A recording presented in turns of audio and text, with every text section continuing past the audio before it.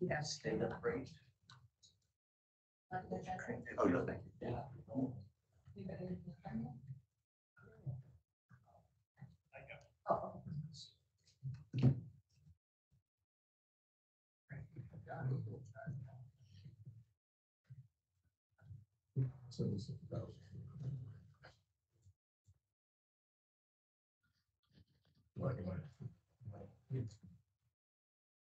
Chris, there's agendas on the table. Hi. Are you Karen? I am. How are you? I'm great.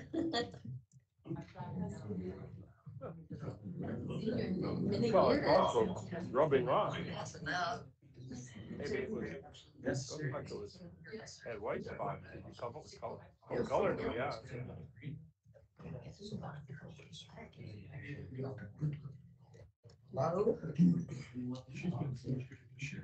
Yeah, same page. Yeah, it's just that there was caution.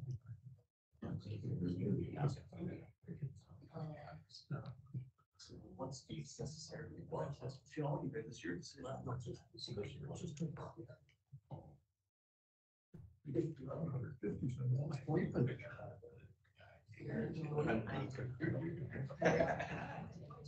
Do craft. I was thinking, look at the computers. I should know it. I look much more like my father when living here.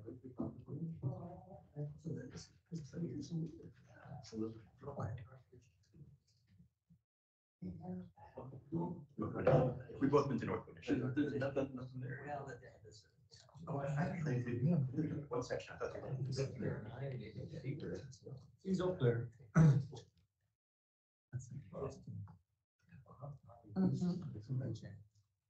Basically, I agree with you. Think of the bridge out of there so nobody drives over it accidentally. Well, let's do the Pledge of Allegiance while we're waiting this morning for all those that some Jews. I pledge allegiance to the flag of the United States of America and to the republic for which it stands, one nation, under God, indivisible, with liberty and justice for all. Thank you, guys.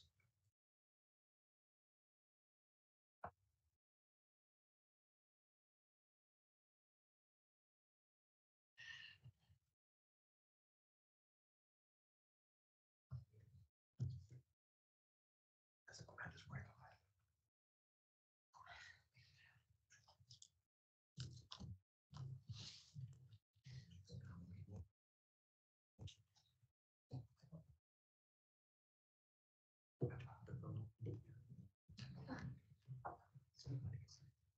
The previous house was my father's house. So I think we had been out of business. But never actually had a picture. So in the same house every time. Yeah, she's like, she's not. So 2 weeks. Yes. No, those takes the board down here. I had to bring it in. I was fine. Was the crazy. It's stone, you know how it is.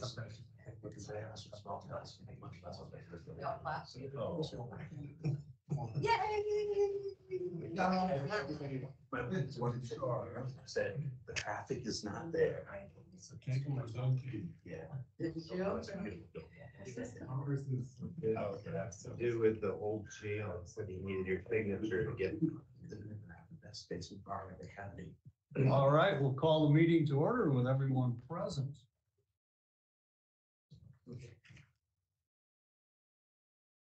I move to open the public hearing on vacation of road. I'll second that. We have a motion and a second to open the public hearing for the vacation of roads 938, 1271, and 1561. All those in favor, say aye. Aye. Aye. Do you have any public comment on the road vacation? I guess I've been working with the three landowners and sounds like we're pretty much in agreement. The only stumbling block that we ran across was the ownership of the easement itself that's underneath the Club County right of way. We need to get Stacy removed from it, and then we can proceed with the actual vacation. And then a perpetual easement from Middle Hesper Road down to this private easement. So the only thing we need to figure out is how to get Stacy off of there and rewrite the final verbiage.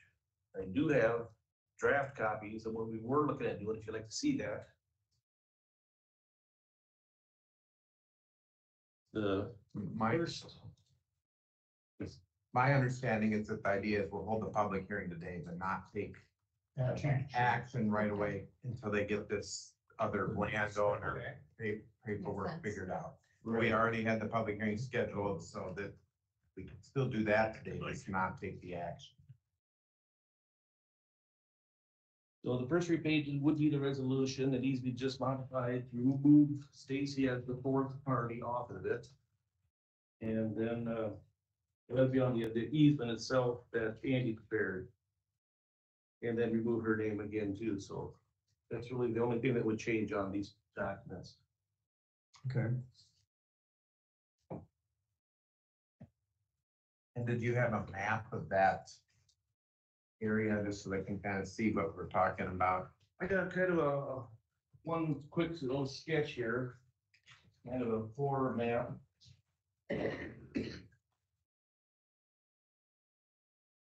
If I could point out to you, this north-south stretch is where we're gonna try to get private easement. This stretch will be vacated in its entirety. A little diagonal here in its entirety, and then this stretch in its entirety. And then there is a bridge underneath there crossing that's in pretty tough shape. That's what started this whole thing. Was I was doing a retracement about a half mile up the road or a quarter mile up the road. And then looking for the section corners, like, holy shit, that thing's in bad shape. So in doing the research, George Hanslick repaired the bridge back in the mid-80s and thinking we're gonna walk away from it. But in talking with Andy Vandermotten, where's the papers? Well, there are no papers. That's kind of why we're here today, is to, we're looking at removing the bridge and disposing of it because it was allegedly gotten rid of before. Mike Cuny thought we should have a disposal fee. So Kurt Weimer and Dwight Stigmiller have agreed each to split the fee. And that way we can dispose of the bridge and wash our hands of it. Then the new easement will basically ford the creek to get to the other side for now. And if a future landowner wants to build a bridge, it would be at that landowner's expense and maintenance in the future over the easements. And the other two landowners would be held harmless from anything, and the county is out of the picture. I was standing on that bridge and I was kind of afraid to even stand there. It's in bad shape. Yeah, And it's listed as 3 different roads, basically, because each of those little segments has a different road number. What's the whole stretch isn't really that long, is it? No, it's not that long. The bridge 938 was the first road in the area. It was kind of diagonal southwest to northeast to the 8th corner, and then due north along the quarter section line. As the stream kind of eroded away, that 1270 they moved it over to the side on some good ground. And then in 1949, that 1561 went from the section corner quarter mile to the east for the landowners in the next 40s to access. And then when Middle Hesper got moved to its current location, everything got forgotten about down there, and there couldn't find no paperwork for previous vacations. So it's just now the time to clean it up while it's on everybody's mind. Okay. What kind of timeline are we looking at getting this? Once we get Stacy's signature to Dwight for the ownership of that easement, a week and a half, so possibly next Monday be the earliest, the following at the latest, I would assume. All right, that sounds good. I love the old names of the roads on here.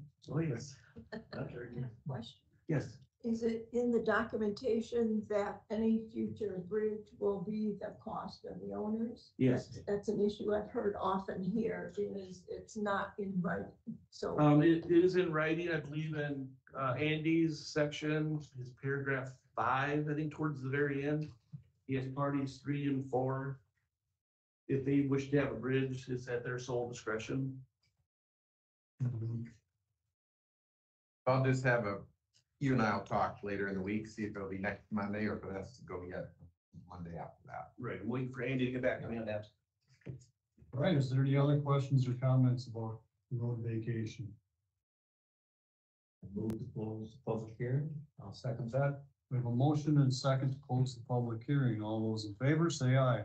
Aye. Carries unanimously. Next item on the agenda, assistance to the engineer, road matters. Good morning. Mike continues to be at school this week, so he's down in Ames. He should be back next week.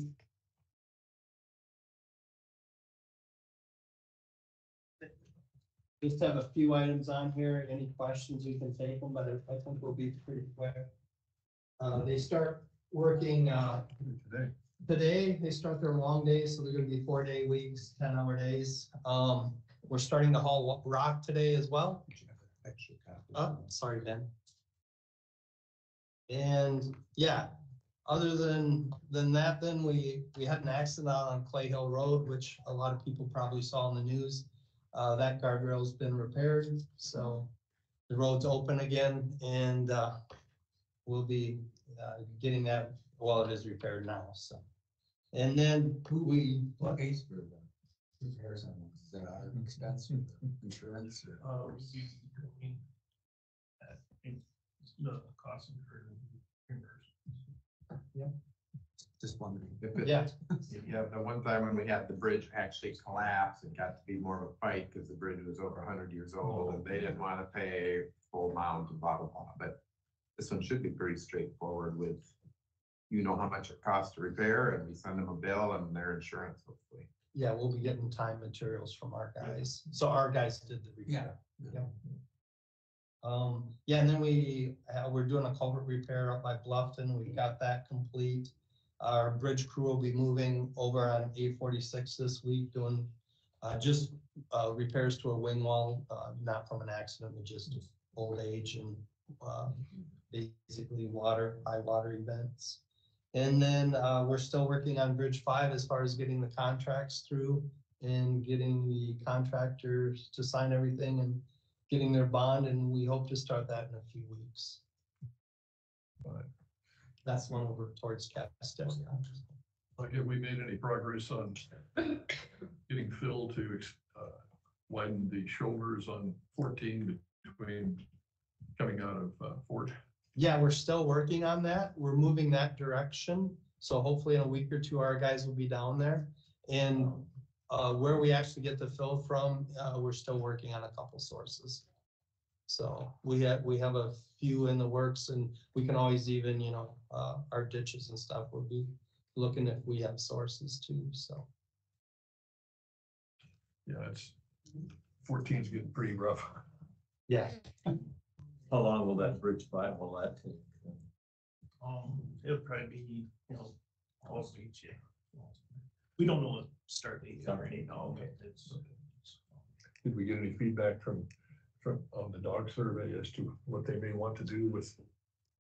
Yeah, they're supposed to be getting us a report, and then they'll be also giving that report to the Corps, and then the Corps hasn't gotten back to us yet.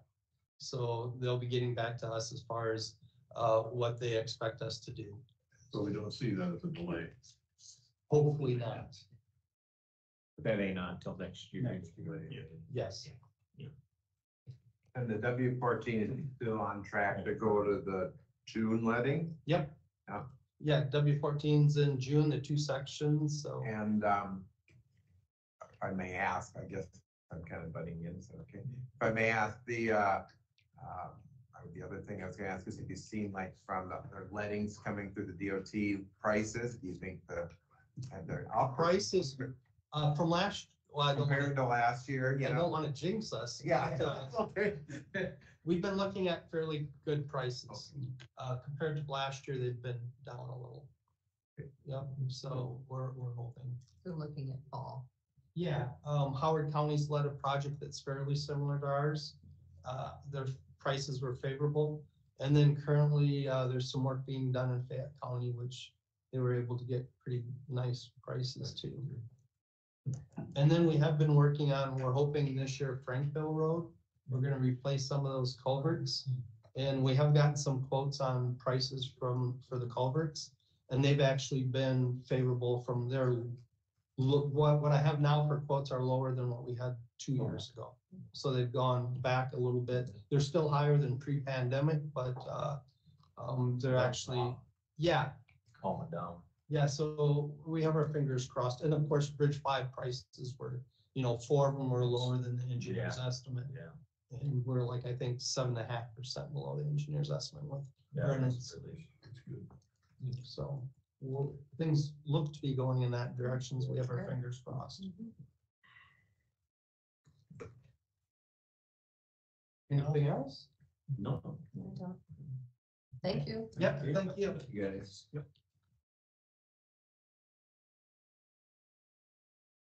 What do we have for consent then? Got the minute and recorders. Monthly report. I'd move to approve the consent agenda. Second. A motion and a second to approve the consent agenda. Any further discussion? If none, all those in favor, say aye.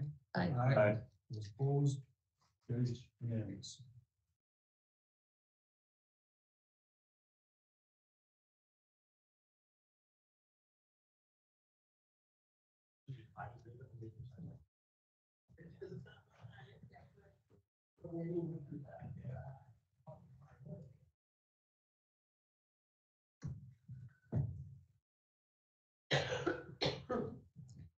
Did you get 2 on that reporter's report?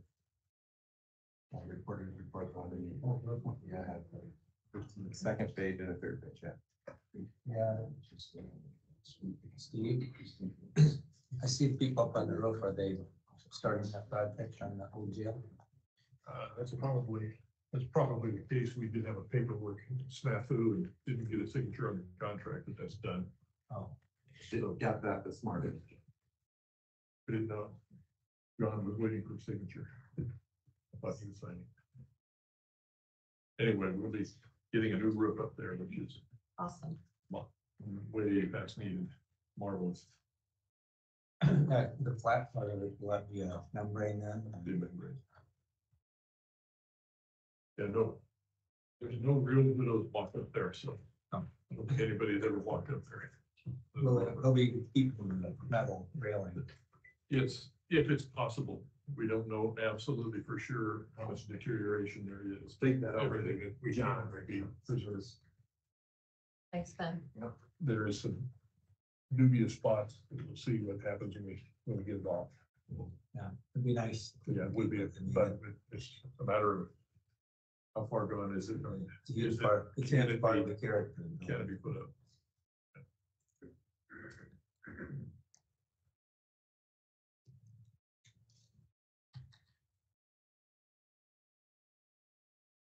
I don't know if the historic commission knows if that was original. Sorry, The railing, corral. metal railing on the- Old jail. Yeah. Yeah. I think it Original. Yeah.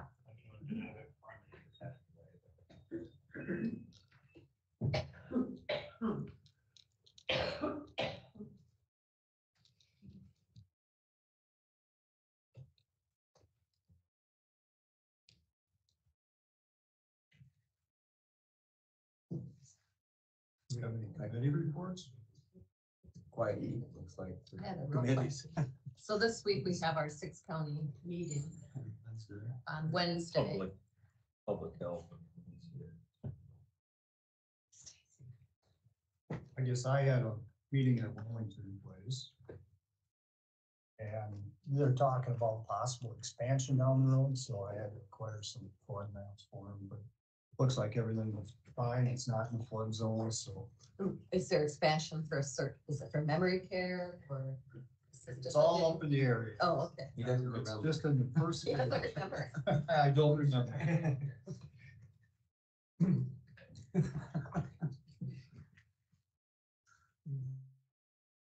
There's a big need for it.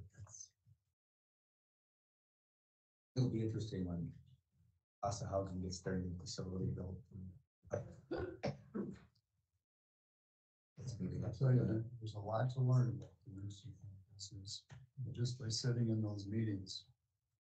It's a real eye opener Very neat. for everything that happens It's and everywhere else. It's a funding jigsaw puzzle. It is.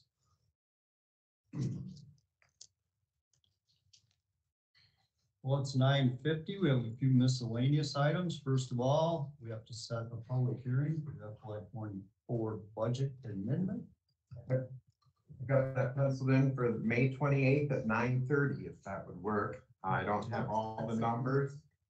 I don't have all the numbers yet. I'll present those next week, but the departments were supposed to turn them in by the day, so then I'll get them to you, but I need to get the date so I can get it in the newspaper. 9:30, you said? Yep, on the 28th. Yeah, that'll be- Tuesday is, the 20th is a Tuesday. We're doing that some Memorial Day. Won't be a meeting on them.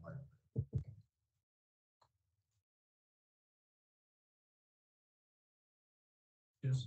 So we'd like to make a motion to set that. I move to set the public hearing for the FY24 budget amendment for May 28th at 9:30. Second, The motion is second. I do have a resolution to set that.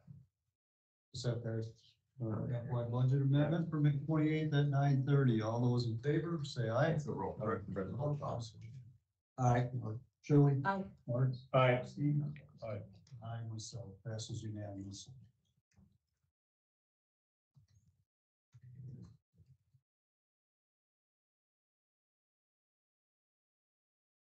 Next up, discuss NACO children's book purchase and posting. Shirley has this below. just real quick, we all looked at this book a couple weeks ago that you've got mail. They're only $5 from NACO, and I'm wondering if the Board of Supervisors would allow us to, if we together purchase 10 or 12 of these so that every public library can have one and every school in our county can have one. It's an expenditure of maybe $60. I'd be in favor of that. I have an idea. Yeah. He who made the motion, or she who made the motion delivers them to the schools. I'd be happy to, absolutely. I would motion that we go ahead and purchase that. Amended that Shirley will take charge of distribution. And Shirley will distribute them to the schools and libraries. And maybe I'll even help. All right, we have a motion. Is there a second? And a second, Mark seconded. Whichever way you want to do it. All those in favor, say aye. Aye. It's an AI generated, which you'll notice when you read through it, it's not the best written children's book, but it gives us a nice synopsis of what county work is like, and I'm just gonna pass it around to people. Maybe some budding supervisors out There there. might be. It is kind of cute. It is. Yeah. Next up, discuss approved leases at Community Services Building. I have the food pantry, spectrums, and toys. Go around. They're all three right here. Waiting on area on aging now, there's still discussion on that, yes, so we haven't. So we got three here, Elaborate on what the ones if, are. it's $2,000 a month for Spectrum, $2,000 a month for food pantries, and $500 a month for Toys R Us. Always go around. Or go round. Go round. Sorry about that, yeah. I always say Toys R Us. No, I know They exactly still where it's come coming around. Yeah. So, them three are complete. Move to accept those three leases. I'll second that. We have a motion and a second to approve the three leases at Community Services Building. there any further discussion? If none, all those in favor say aye. Aye. Those opposed, same sign. Motion carries unanimous. Then for the area agency on aging, Andy sent this out. This is a copy of their service, what they provide. Here's the copy of what the floor plan of what their proposed amount or proposed area is, which you're probably familiar with already. And they came back with, from his negotiations with them, with a $1,096.88. I printed a couple copies of that if you want to see it, but so I guess probably what you need to do is discuss or vote on whether to take that amount or ask Andy to continue the negotiations or Well, what you want to do. I think maybe we should wait till Andy's till here. Andy is here, Okay. and then we have some questions. This here is the previous space. Okay. This here, that change for the. That's the previous. Okay. Just so you know then that that's needs to be discussed yet. Because, that's the previous. There's two copies of it there if you want. This, this, Let them look at it or not. that's where you have. Oh. The lower amount, that's the 1,096.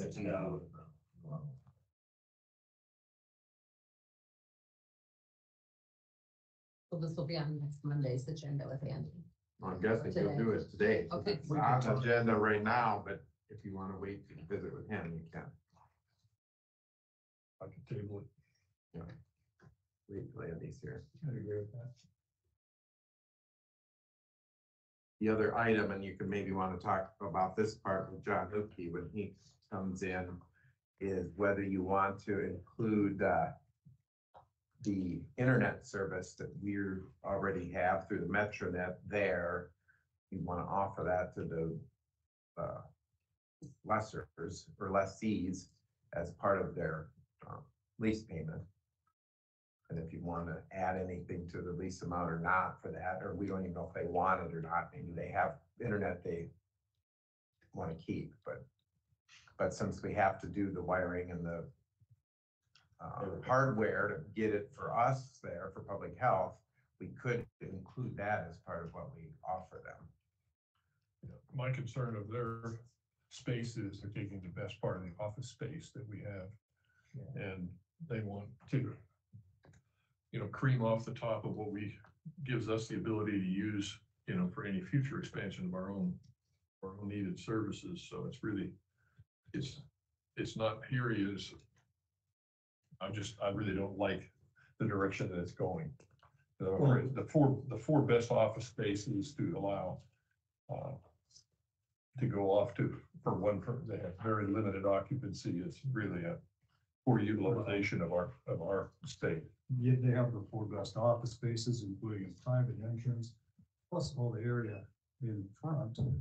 Yeah. Which is. Plus conference room, hallways, restrooms. We'll get a better idea when we ask Andy what his conversations. Yeah. It's they get break room, they get every service, and he wants to cut his rent in half. Yeah. The state's not shy on budget surplus. What's highlighted here is their current. Yes. Yeah. But if you take it out, right here, this end office, and you still have this private entrance. All in, and then, they kind of wanted this too, so there'd be an extra hallway there. But he's removing Sure don't want to lose them from Decorah though, because they do offer a lot of services that are important for the people who live here. No, I think none of us want to lose them, we just want to make it fair for everyone. Mhm.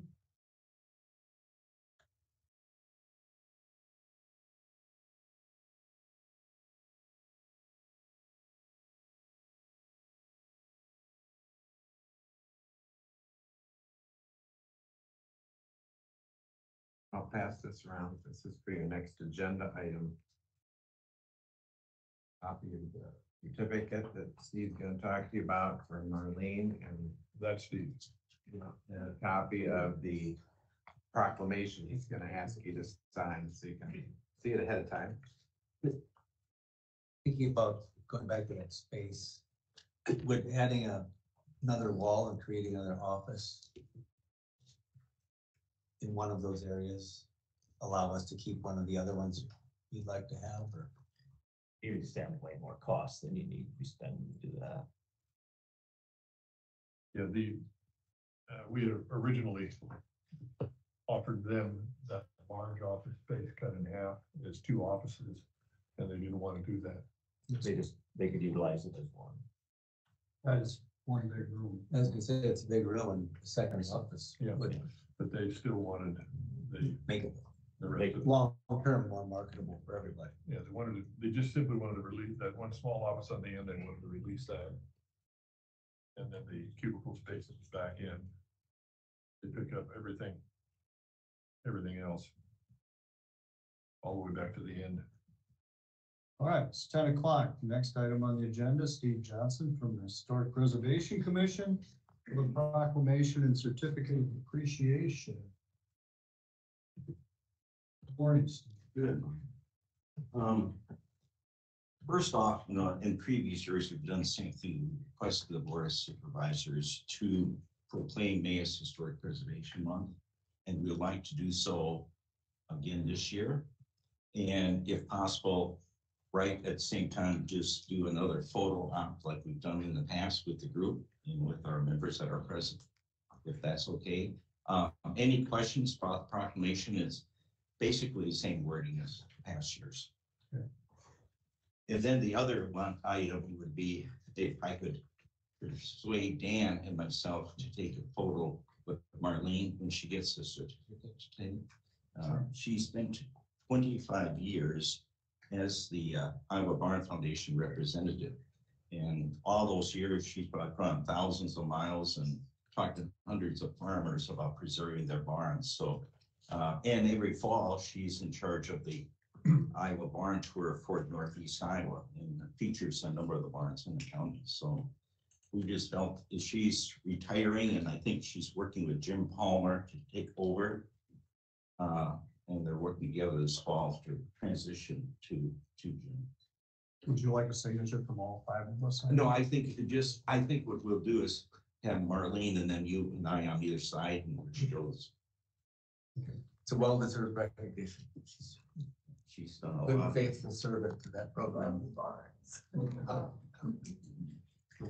Tremendous volunteer service for 25 years, just amazing. And I'm sure you saved quite a few barns in Winneshiek County with, she's pretty persuasive. Can I have that? Photo, copy of the program? You would need a motion. That was motions to dedicate Historic Preservation Month. Second, We have a motion and a second to proclaim May as Historic Preservation Month. All those in favor, say aye. Aye. Carries unanimous.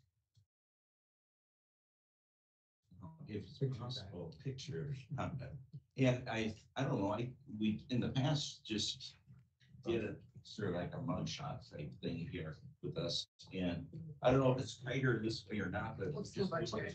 Sure. Yeah.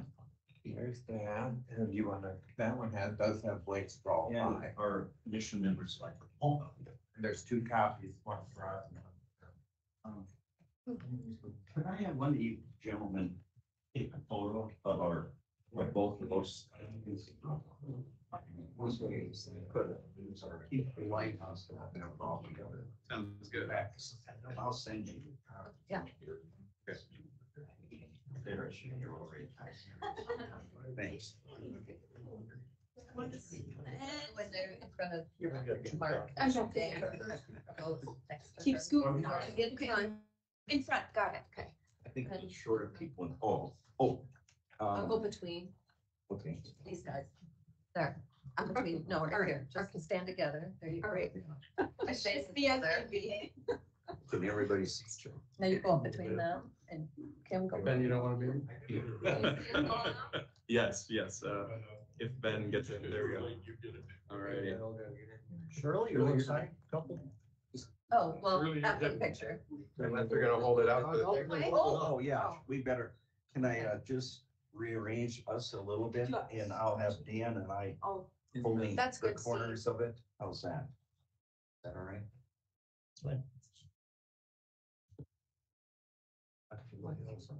I know. I might be. Three, two, one. I'll take a couple just to be safe. All righty. One more?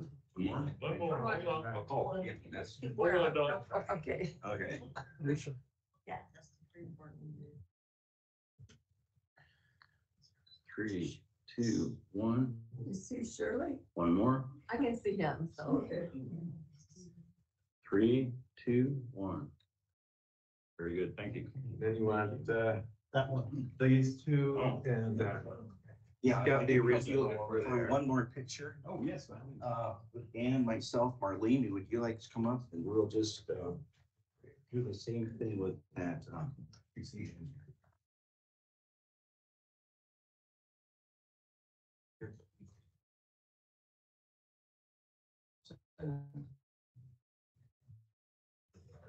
You get the center. Right, up close, you don't have to get rid of this. Here, how about Maybe. that? Yeah. Three, two, one. We're good. And I'll take one of those too.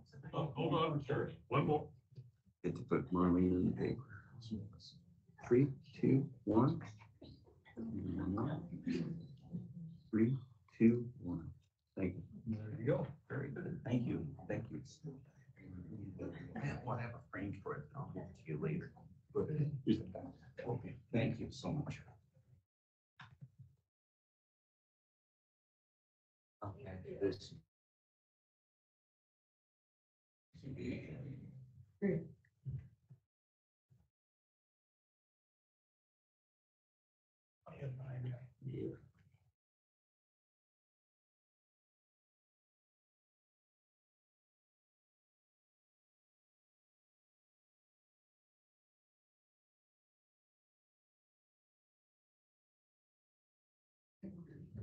Printed this off in case you didn't see it on your email, and it's no action, they just, it was the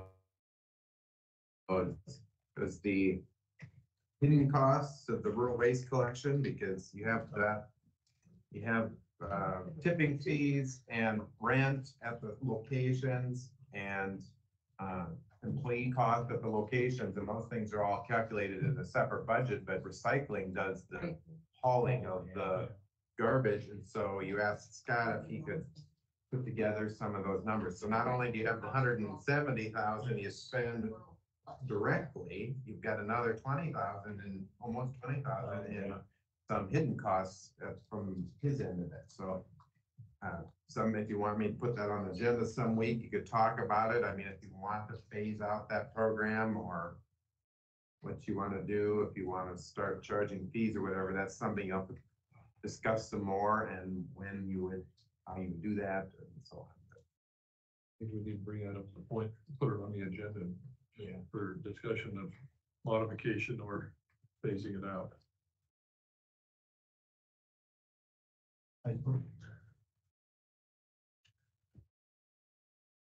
Serving a small number of our citizens. What would you say the number of we're using it on, like 190? Oh, you're probably 350-ish maybe. Or, you know. It's kind of hard to know because It's hard. people go to different places or different sites. They don't know if they count them more than once. Yeah. But He said Try like it. 500 at one time, but then there's probably some of them cost waste. Yeah. 350 would be maybe a quote. $200,000 round numbers to do that. That's a lot of, that's a small segment. That's $600 per family for garbage pickup. that's more than what the private person pays. For It's, It isn't a very efficient program from No. that side of it. What we're talking about kind of around the table right now is rural garbage collection and whether it's worth it for the county to be putting that bill long-term when actually it costs about $600 maybe per user for the county to provide that for all rural residents rather than have them pay for their own garbage collection like everybody else does.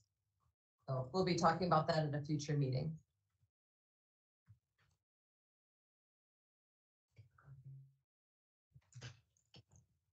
Still the point, we're just not gonna have. Let's do it. Pick and choose what we want. Come down. I'll see what, I'll put it on in the next couple weeks when there's a slow time to Yeah. fit it in. Good. I don't remember next week's agenda. If it's slow, it'll be next week. All right, the next item on the agenda, Stacy Gosling from the Historical Society, Winneshiek County 175th anniversary. Good morning. Hi, Morning. Shirley had asked me to come. So Decorah turns 175 this year. Don't know if Winneshiek anybody, County or Decorah? or when it, no, Decorah Okay. turns 175. So, the Historical Society, Decorah Historic Preservation, the Chamber, the Visitors Bureau, have all been sort of in planning, and this is all just sort of like, it's not times, or I guess I should say, are not set in stone. It's on June 15th at 10 a.m. They are planning on having like an opening meeting or ceremony with the mayor making a proclamation. And we, the Historical Society is also, we are bringing in Prosper Wakan, who is the 3 times great grandson of Chief Wakan Decorah, to do a speaking, and he will speak for just a few minutes at the opening ceremony thing. The Historical Society itself, we're gonna have an ice cream social at our house up on Broadway here. We're waiting to hear back. I believe the Bluff Country Cruisers will have some of their vehicles parked out front for everybody to see. Everyone, free tours of the first floor of the house. We no longer have a renter in the front part, so we are using that as display space. So we will have exhibits that Elizabeth will tell you a little bit more about, and have ice cream in the side yard. I believe they have contacted the community band to provide some music. And Prosper Wakan and his family will be there at the house. People can actually come up and meet him and talk to him. Park and Rec is, I believe, working with Pat Seeker from the Locust School to provide kids games up in Phelps Park. And we're still waiting to hear, but they may, the Quilting Guild, they may do airing of the quilts that weekend, but they still haven't had their meeting yet. And then tentatively on the time for this, but I've been working with Brianna at the Hotel Winneshiek, and they are offering us a discount for ballrooms. And from 6 to 8 p.m., we would have Prosper come in and do a talk about his life. He was actually raised as John Smith. So, and then Decorah Historic Preservation will be doing a PowerPoint, a discussion on surviving buildings. So some of the oldest buildings that are still surviving. And at the Historical Society for the exhibit, Elizabeth, you wanna? Okay, the library sold the Charles Philip Hexum watercolors of, and one historic print of the Charles Philip Hexum, I should say, he wrote the book, Indian History of Winneshiek County. In 1913, it was published. There were 2 watercolors that he did that illustrated, were part of the illustrations in the book. Those are two that were donated by Nancy Laerdal, who bought them and then turned around, donated them to us. Barrett Capfield bought the other two. One is a big watercolor of Sarah Winneshiek, and the other is a real prize. It's a lithographic print from 1841, and it is of Chief Wakan Decora color print of a painting that was done by F.O. Lewis at the Treaty of Prairie du Chien. So we have those 4 items, and Mark Faldit has graciously said that he would borrow to us for the exhibit that we're having some things that he has that are Charles Philip Hexon items. So it should be a very nice exhibit. I will do interpretive things so that you know what you're looking at. Also, right now and through the celebration, we will have Leighton Huffman prints of, he was born on a farm near Castalia.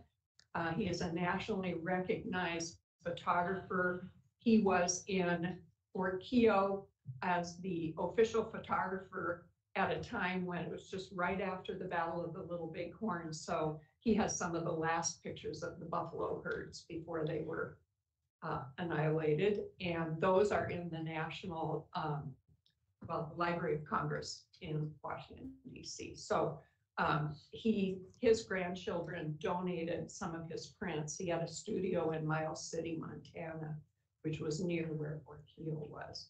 But those would have early settlers there, the Native Americans before they were sent to the reservations. And they're just part of our collection. We do have limited space, but at any rate, we will really be happy to have you come. If you can't come that day, it will remain up so that you can look at it. So. Great. Good question. Yeah. Your June 15th at 10 a.m. is that in the City Hall chambers or where is that? I'm not sure yet. Oh, okay. I don't think they've decided that yet. It's a big day. Yeah. Lots of stuff. Yep. All right, thank you. Yep.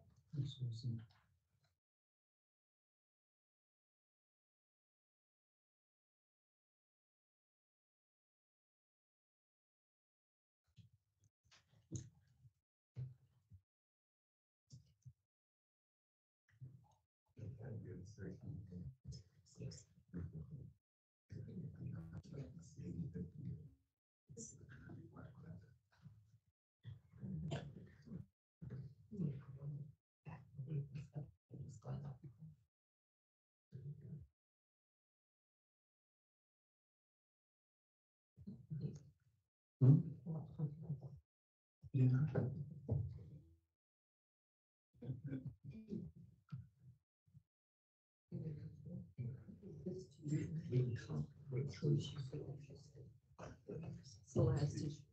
The last one? The last issue. The last issue, yeah. Thank you.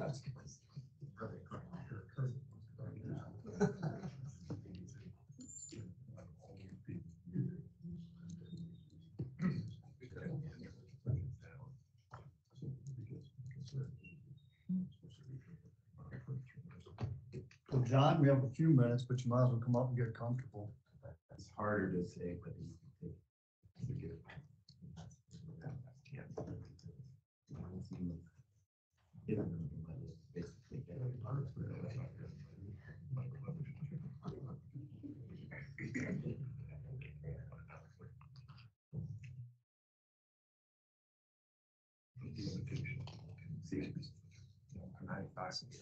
first, when I first hit, I thought you meant starting one. So I made some copies of this is next year. I mean, that shows that. It's over $1 million. 1.1 million. Just keep saying 700. They have more revenue, but to offset it. I mean, that was when you give them money, then you don't have to free. So there's that too. So He's like, Should we read? We can maybe talk about Andy, yeah. I would say with Andy. Sunday. These numbers right here, that's pretty flaring. Yes. You're on the Anybody button. in the audience made a bowl of soil production at Luther this past weekend? It was so well done. We were just talking about it. The three of us were able to go. It was awesome. I did not expect to be so. moved. My mother was an answer up on yeah. She claimed to be the oldest. It was amazing. It was really well done. It's 10:20. The next item on the agenda, John Lukey, the IT and GIS Director, with the System Administration Job Offer. Yeah. Well, good morning. As you know, we've had the sysadmin job open, or started advertising it back in January. And basically, we thought we had someone hired and we didn't. So at your recommendation, we kept that job open and we put it out on the internet and or on the website. And then miraculously, last week I had somebody apply. And he's applied with us before. He's got a lot of good skills. So yeah, he's actually worked as a sysadmin in Alaska, and then I think he worked for about 11 years in that field. I think he came to Decorah maybe about 10, 12 years ago. Worked for Seed Savers, and then he's been kind of freelancing, running his own business since then. But he's interested in the job, and I think he's got some amazing skills. I also know that, you know, the budget, or the county has a lot of budget constraints right now. Probably not a good time to be hiring, but I think we really do need a person. We also have to look at, you know, it's hard to find people. So this is kind of a gift in a sense. That's kind of how I feel. And you put together some numbers, and I think everybody has probably seen those. We have two different positions that you would qualify for. One is the system administrator and the other is the senior system administrator. So I'll let John make a recommendation based on his skill set, because that's Right. above my head. Right. You know, which one he actually qualifies for and what we could do for salary wise. Right. And I have spoken with a few of you, you know, since then, individually, and getting different ideas. But I guess my recommendation, since we advertised it as kind of the regular system admin on the internet, on the web, and being that he hasn't been active sysadmin for the last 10 years, I would maybe consider hiring him at that lower level. But then at that, you know, 18 to 24 month period, basically reassess that, you know, what he's been doing, what skills he has, what he's developed, this and that. And then that'll give him a way to be promoted, get some extra salary and such. And just keep in mind that if you decide to promote him or consider him for a promotion later, normally that means you have to open up the position again to other applicants, which may not always be, but you know, as hard time as we're having finding someone, it may not really matter, but you'd hate to think you're gonna promote him and then get someone who's even better than. Right. So, you know. Right. Mm-hmm. Yeah. And so based on his experience, I mean, like I said, he's got about 11 years of experience as far as, that's my estimation. So the 9 to 12 year step, which I think would be, let's see, 68,700 to 70,500. But then he's going to get 2.75, which would take that to 70,621 or 72,387. You know, right away within 6 weeks. So I think this individual is looking for some of the extra benefits that we have as a county. So IPERS, health insurance, vacation, This position, depending on which level you would put the person at, I think 6 years gives you 3 weeks of accrued vacation, and 12 years would give you 4 weeks. And it's not, it doesn't start in the bank. That's how much they earn. Like each paycheck, they get vacation added depending on which scale they're on, so. Right. And you could, I mean, to keep it clean, I would recommend saying that you're gonna put them in it, if you say the 9-year one, then he would be at the 3-week vacation. If you put him at the 12-year one, he'd be at the 4-week vacation, but that would be up to you which one. I'd like to hear what you would recommend as the department head. Right, I did print out, just kind of a little spreadsheet here, so you can pass that around. And so, I think either one, since he's coming in with 11 years of experience, whether you do the one, ours doesn't have one right at 11, so whether you do the 9 or the 12, either one is reasonable, but you need to make a decision and then make an offer to him and see what he would accept it or not. right. Another option I mentioned, or I think we talked with one of the board members, I think it was Dan, we talked about, do you guys want to put a team together, a couple people to do negotiating, or do you want me to do that? So, or do you What guys have? John was thinking on that is we just say between step 6, step 12, sit down, look over what he has and come up with a number if the full board is okay with that, or that's not the way you want to go. And I think starting them at the normal sysadmin level, I would go with the 12-year one. I feel really good about, being at that 70 or a little above 70. So, Which 6 weeks later he gets the raise. Automatic. We're getting an experienced IT professional with 12 years experience for 70,000. We're getting a really good deal. and that's why I think it's important to, like I said, in a year and a half or 2 years, if this person is really performing, then we need to take them to the next level, so. And that's what people out here are sitting, Right. hiring a guy for 70,000, but this is in an area that is very hard to find people, and the costs that go along with it. Yeah, in the private sector, I mean, a job like this would pull 100 to 120,000. But we're not in the private sector, so.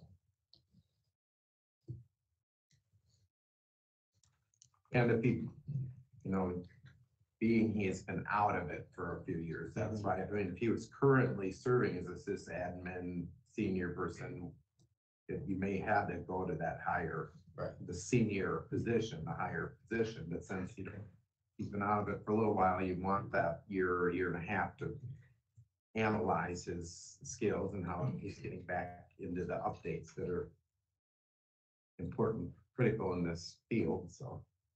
And so, go ahead. Would you be considering this to be a 40-hour week position? Yes. No, actually, no, Well, it's an exempt position. That's exactly. There's no hourly requirement or, whether he works 30 hours or 50 hours, he gets paid the same salary. There's no hourly. That's why I just want to clarify Yeah. that for everybody. And that isn't our decision. That's the decision. It's based on the Department of Labor's laws for these types of positions. And that's why we pay our HR firm to just tell us whether these meet their requirements as exempt or not. And you're feeling by hiring him on the lower level, but giving him an extra week of vacation would go a long way. I think so. I mean, I think those added benefits were more important to him when I talked to him than. And coming from a self-employed standpoint, when you're self-employed and you take vacation, that means you're not working, you're not getting paid. So this is a chance for him to have vacation and still be paid. That's, I'm sure, a big bonus. 9% of health insurance amounts to about $16,000, $17,000 in benefits. that a normal private sector job does not offer.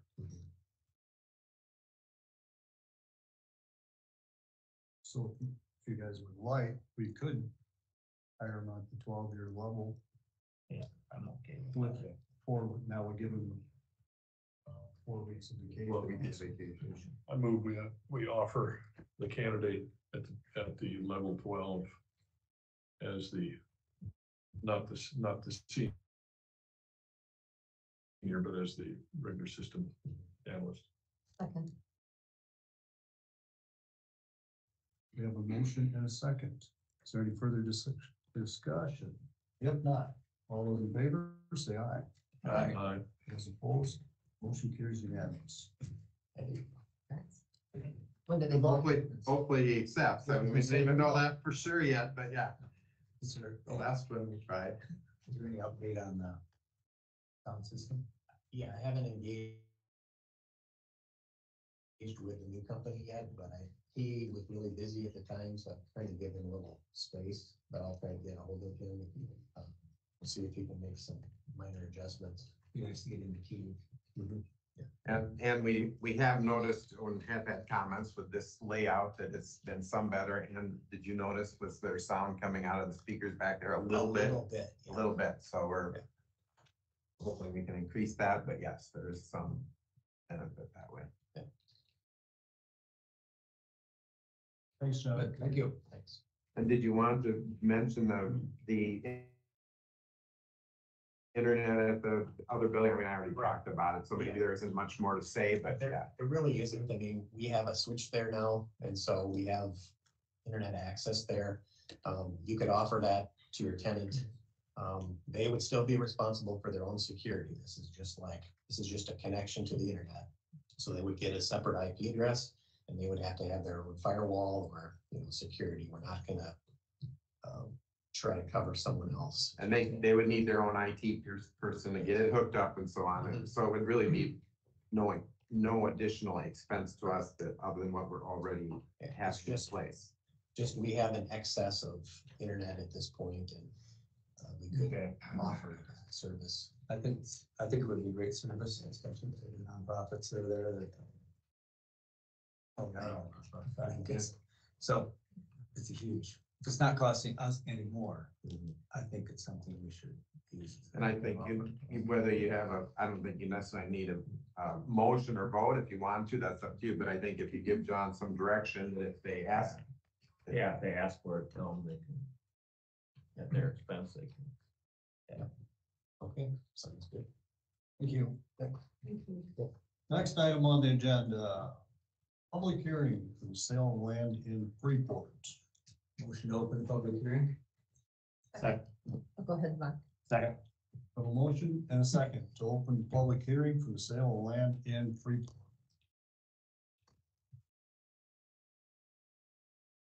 Favor. All in favor, say aye. Aye. Public hearing is now open. Do we have any questions or comments from the public?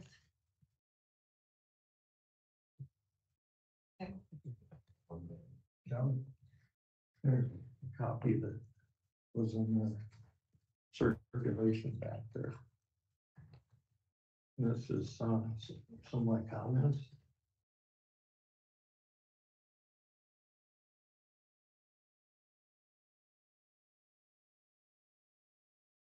Good morning, supervisors.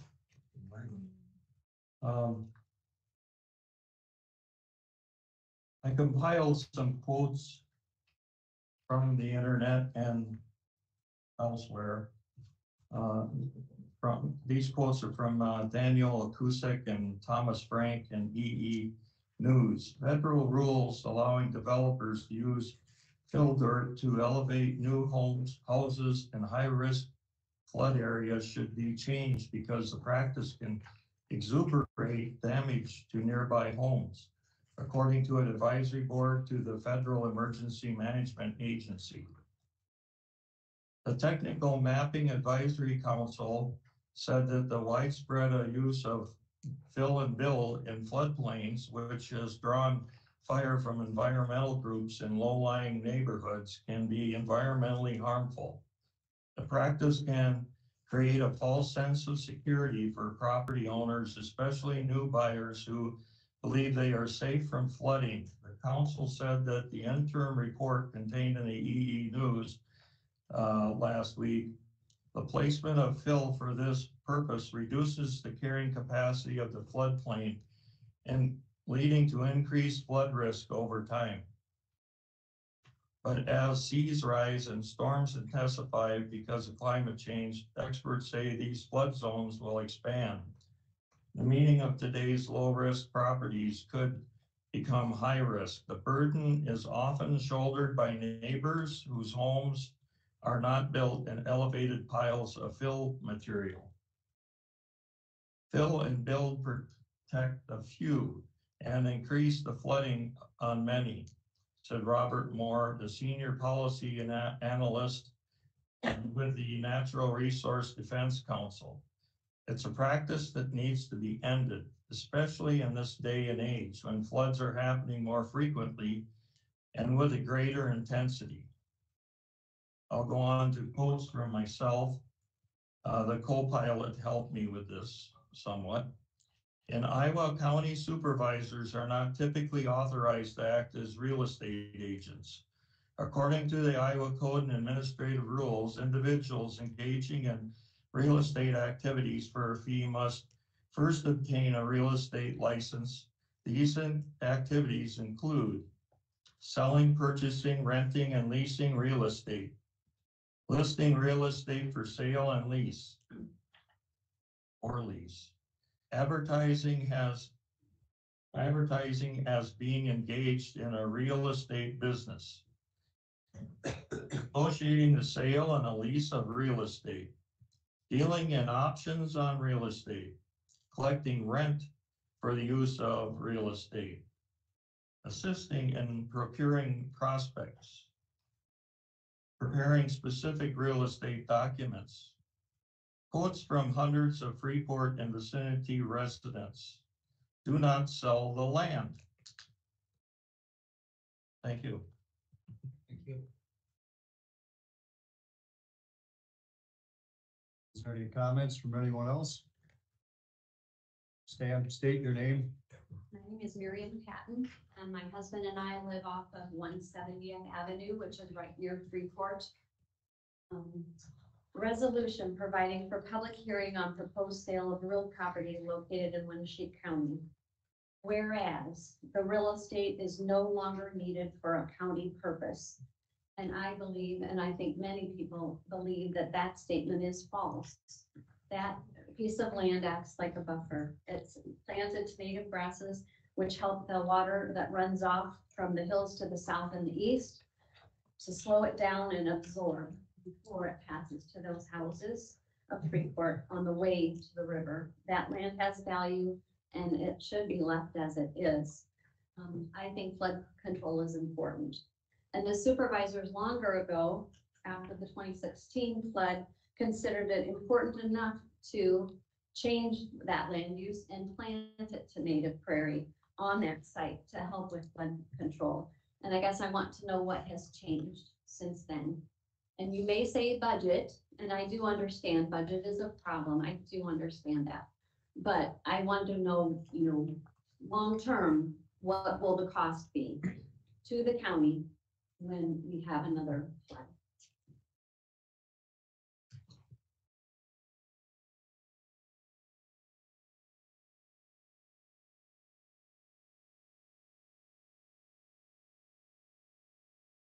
I'm Jirino Singay, and I live in Decorah.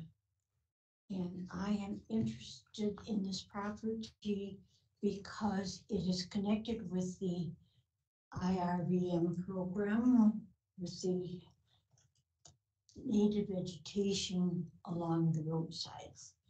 The property has been developed already.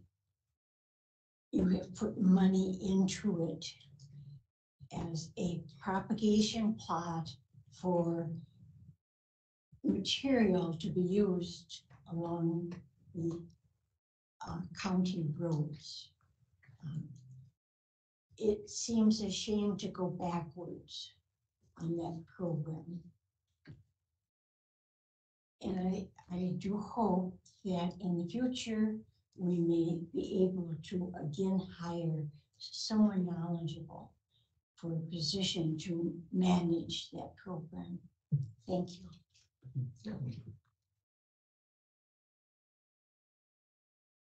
Anyone else with any comments?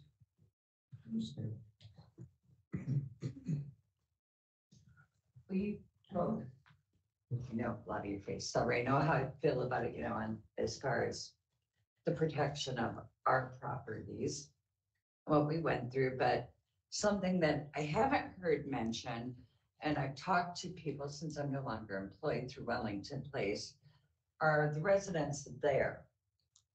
The, especially the assisted living, who are obviously very cold.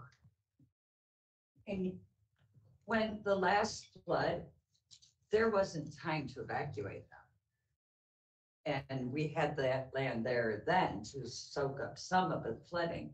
But what if it would have been worse? How many of them wouldn't have made it out and would have died? I mean, I know how immobile a lot of folks are. I know how hard it was for us to get out. But what about this, their safety? Somebody needs to speak up for them as well, because they can't come here. So.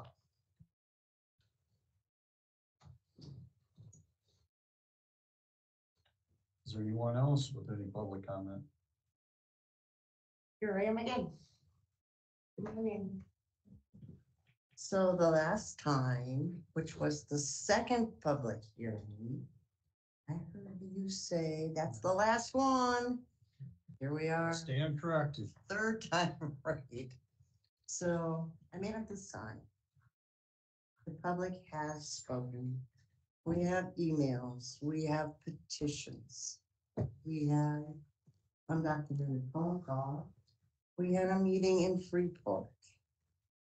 So I'm gonna turn this around so that the camera Step can over see. here so they can hear you too, Chris. Oh, sure. Sorry. Here's my sign. At any rate, I'm worn out, aren't you guys? This is a heck of a lot of controversy where maybe we could have just had some restriction that said solar panels wouldn't work. We could have probably done that. And nobody has anything against solar panels. That's a great thing. But that didn't work either. So restrictions, we don't know who's gonna bid or what they're gonna do, but we don't have the right restrictions. And I would encourage all of you, even at, if somebody comes in at 210,000, which doesn't seem like enough, to just say no. Let's just drop it. Please.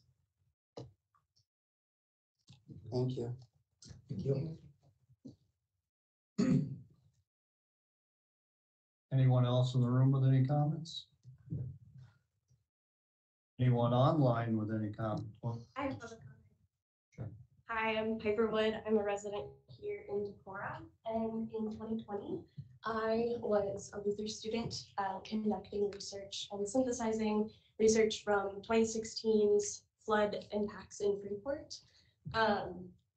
Because in 2020, I did all of that work online, and it wasn't until the community hearing that happened in Freeport a few months ago, which I think you were at. I don't think I saw any of you. It wasn't until that public hearing that I was able to actually hear the testimonies of the residents in person. I read transcripts of folks' experiences in the floods.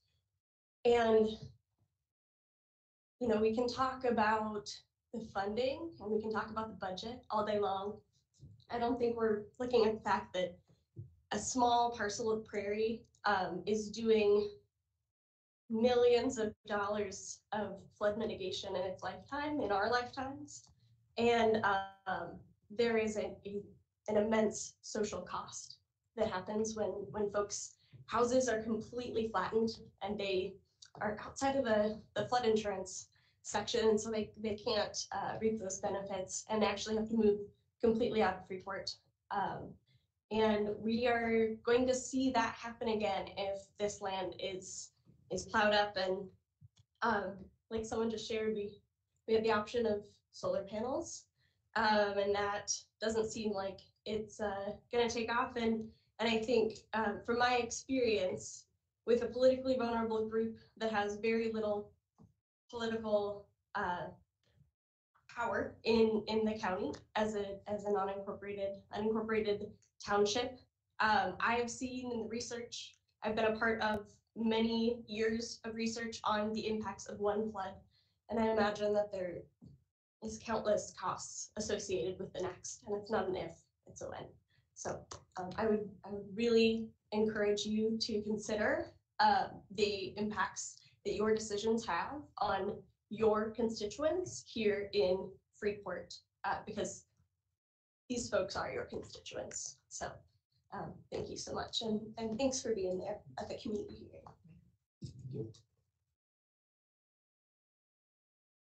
Anyone else in the room? Any comments? I think you have somebody online. I was getting there.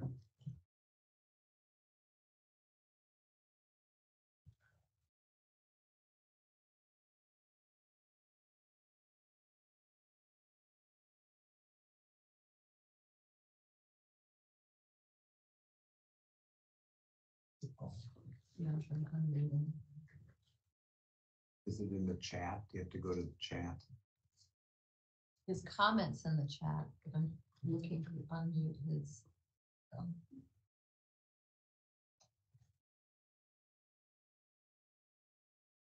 Good morning. Can you hear us, Paul? Correct, I can hear you. My simple comment is that I, Paul Wermers of Spillville, request that the county does not sell the land in Freeport. I could easily go into a lengthy speech, but I just wanted to deliver my short and simple message. That's my request as a constituent. Thank you. Thank you, Paul. Anyone else online?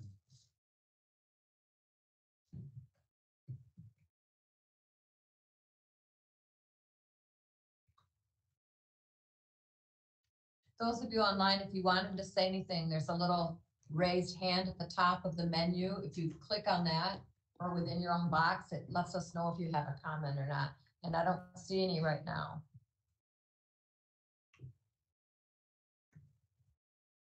Joe Skoda of Rural Decorah, I am opposed to the sale of the Freeport land. All right, anyone else in the room with any further comments?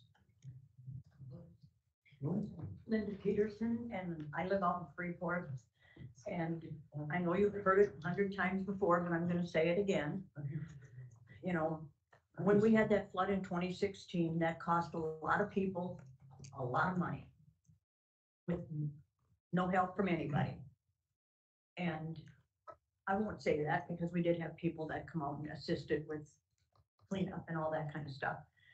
But I just don't understand why you keep pushing the issue to sell that land. Obviously, you can see what it's doing to help at least slow down the water, if not eliminate some of it. I don't understand it. I just don't get it. Just don't sell the land. It's, I mean, you spent money, or the county spent money putting in this certain grass that's going to help with the flood water, and now you want to eliminate it? I just don't get it. It makes no sense to me at all. I'd like to second on her question. I mean, okay, I understand you were approached about the solar plants, okay, but why are you still pushing it?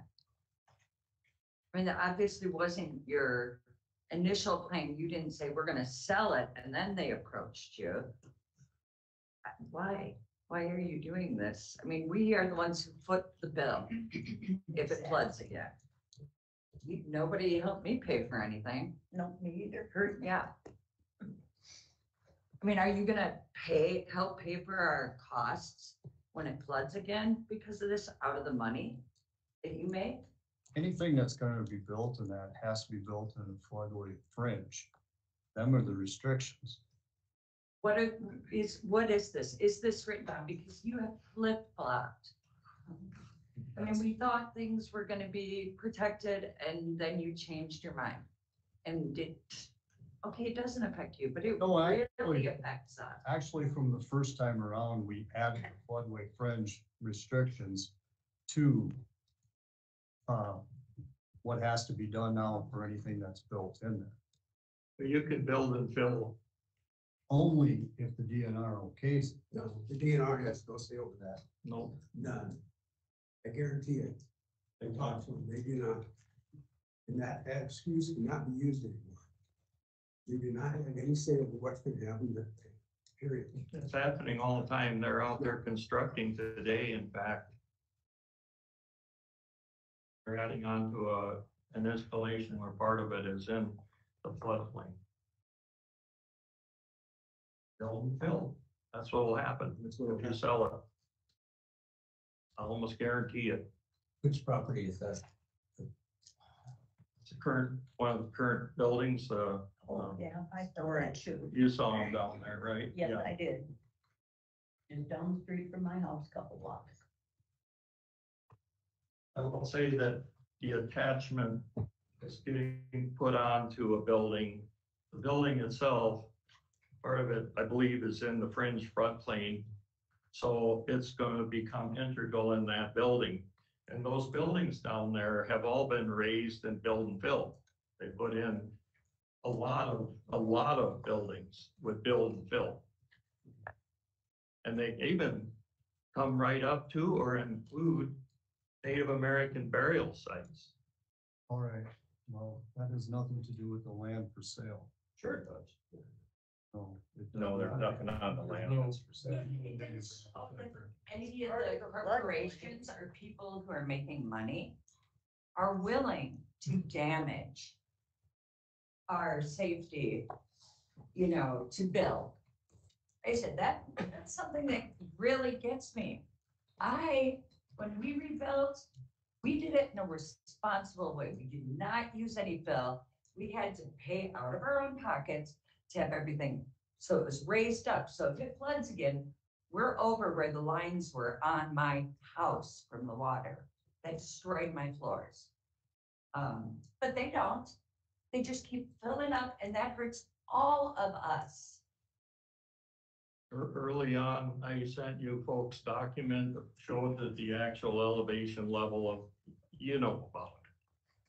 shows the actual elevation of the flood at 16.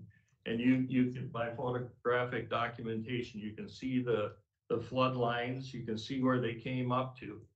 And it was just a few feet outside my front door. My basement got it, but my first floor. We were going through our friggin' yard. Yeah, we did. Give me a break. There were lines on the house and the fence. But that's not included in your fringe area. Okay. Thanks. I had it coming within inches of being on my main level. Now, I have a neighbor right across the street that lost their house practically, their basement caved in. I have another neighbor about a block down the street from me that also had basement cave in. What is too much? Where are we gonna get some help? Yeah, I was gonna say, if you're gonna make money, we should be the ones getting the money because we're the ones paying. All right.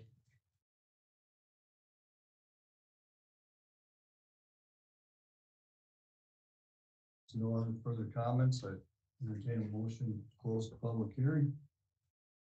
Motion to close the hearing. Second. All those in favor, say aye. Aye. Aye. Those opposed? I think more people want to talk. We gave them pause long enough to put their thoughts together. Public hearing is now closed. Yes, we have to open the bid.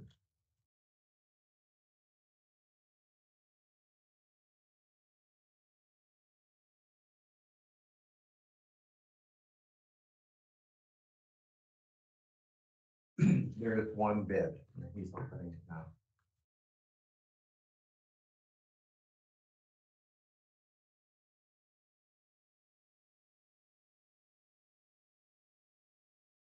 The bid is from IRP.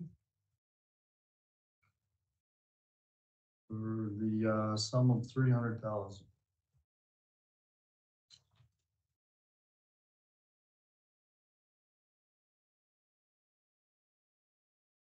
Would anyone want to take action? I think first we can have discussion around the table. Oh.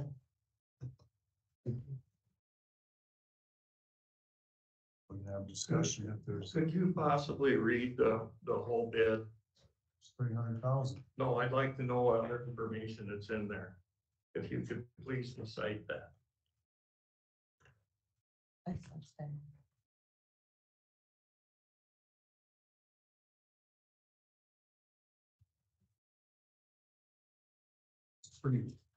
It's just the bid form with the sum of 300,000.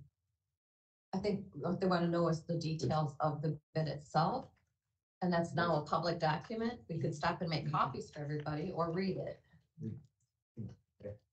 It identifies the property by legal description, which I think most people are aware of the parcels A, B, C, and D. So it's that section right there with the line, and it says aerial photograph is attached.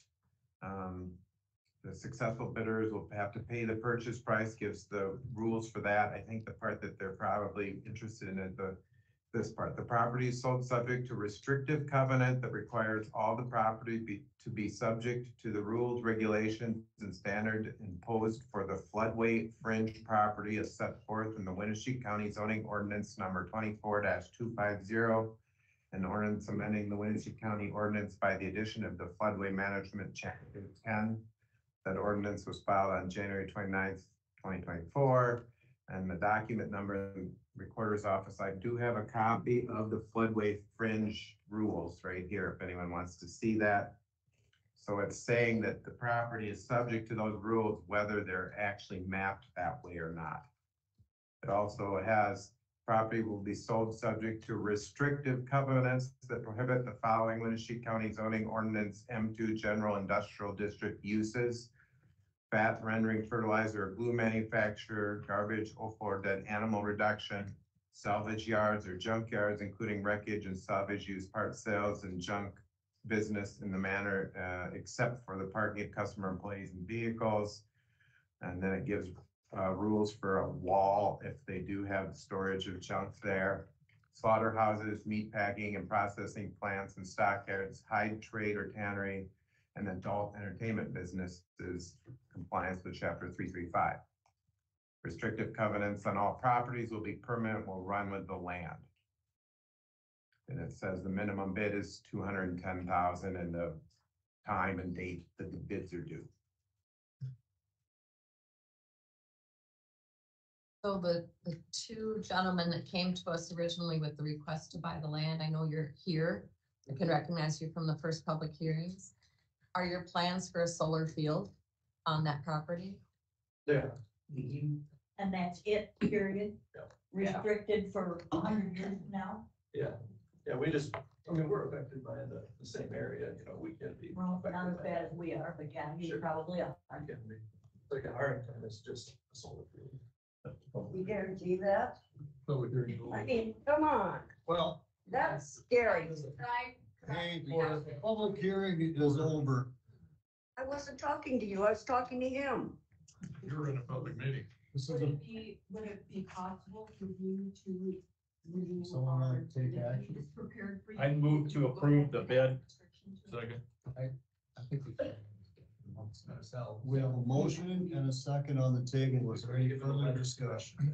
I think the motion, just to clarify, the motion would be to adopt this resolution for the sale of the property to the highest bidder. Is that right? Correct.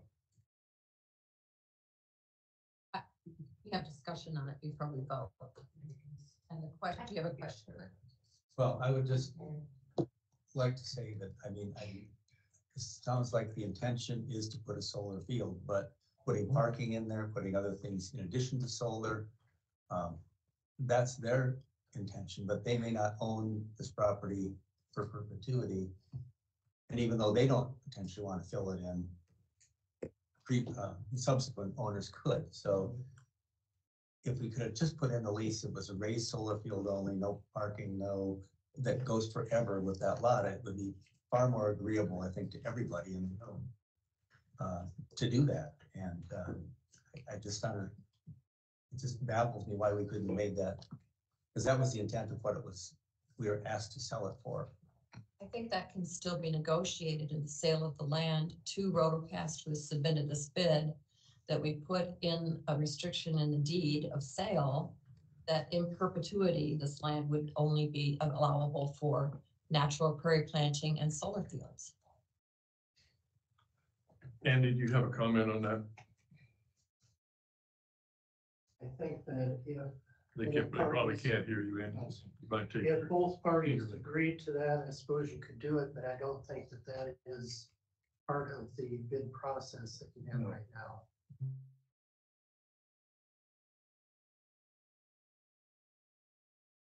Is there any further discussion? If we were to address it as a board today, to insert that as part of this decision, can that be done? Because we're in a public meeting and we're discussing whether or not to accept this bid for sale. That's not. No. You have to read it. Rotocast comes to you and says, like, we only intend to use this for solar field and we'd be willing to be bound by that. Go ahead and put it into the deed, that's one thing, but your negotiation with them at this point runs contrary to what you put out for bids. That's why I didn't vote for it the first time. So I have a motion and a second for the resolution for the sale of the Freeport property for $300,000. There's a resolution. I'll call it up to a vote. Mark? No. Shirley? No. Mark? Yes. Steve? Yes. And I vote yes.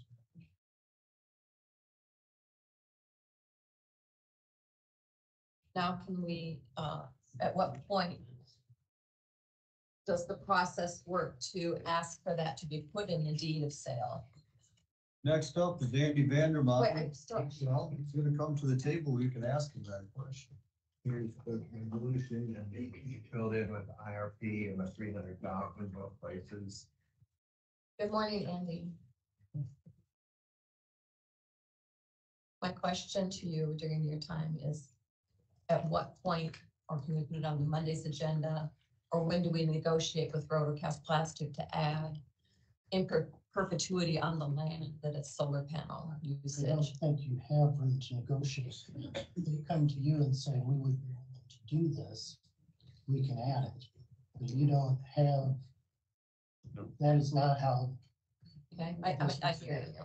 So Rotocast could, as good neighbors, good faith partners in this, come to the Board of Supervisors and say, we would like to negotiate into this deed solar panel usage, correct? And then it would be your decision as to whether to add that or not. Then it would be your decision as a board to decide whether to accept that. Okay, we come up with a decision on the metal detecting.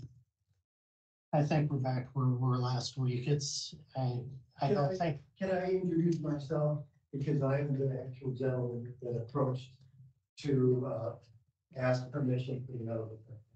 This is what I look like. I think there's only maybe 2 or 3 metal detectors in the town of Decorah, so nothing is gonna go crazy or rampant. There's a certain amount of etiquette involved. We're very, very careful of the property. We try to make it look just like we did when we walked up and when we leave. And actually, if it comes down to that, if you guys want to have the stuff, that'd be fine. You know, because it's uncovering history, really, is what it is. You know, there may be coins, there may be artifacts. I mean, it's a really cool piece of property. So I'm just introducing myself. I'm not scary, I'm just a retired guy that's got a hobby. All right. It's definitely nothing personal. We're just taking a legal approach. I wanted to just let you know that, it's not a nefarious thing that'll be going on. It's just a hobby and two guys doing it. So we're back to where we were last week, which is, I don't think there's a legal prohibition, or is there a legal requirement that you allow it? So you're the property owners, you make the call on whether you want to open public property up for this type of purpose or not. One concern would be, how big of a hole do you dig or replace it? Is there a liability because of that? Would be something to consider. I watched the Detectorists on series on TV. It's kind of an interesting thing, so. May I speak? I'll take your comment. I'm Marcy Meyer from Fort Atkinson, and I am a detectorist. People can get a wrong idea about us and think that we destroy property.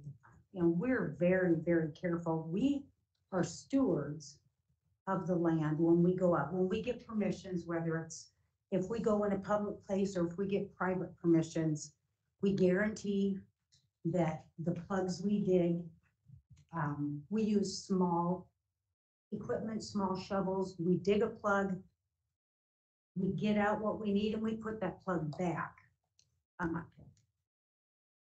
This is very dear to me.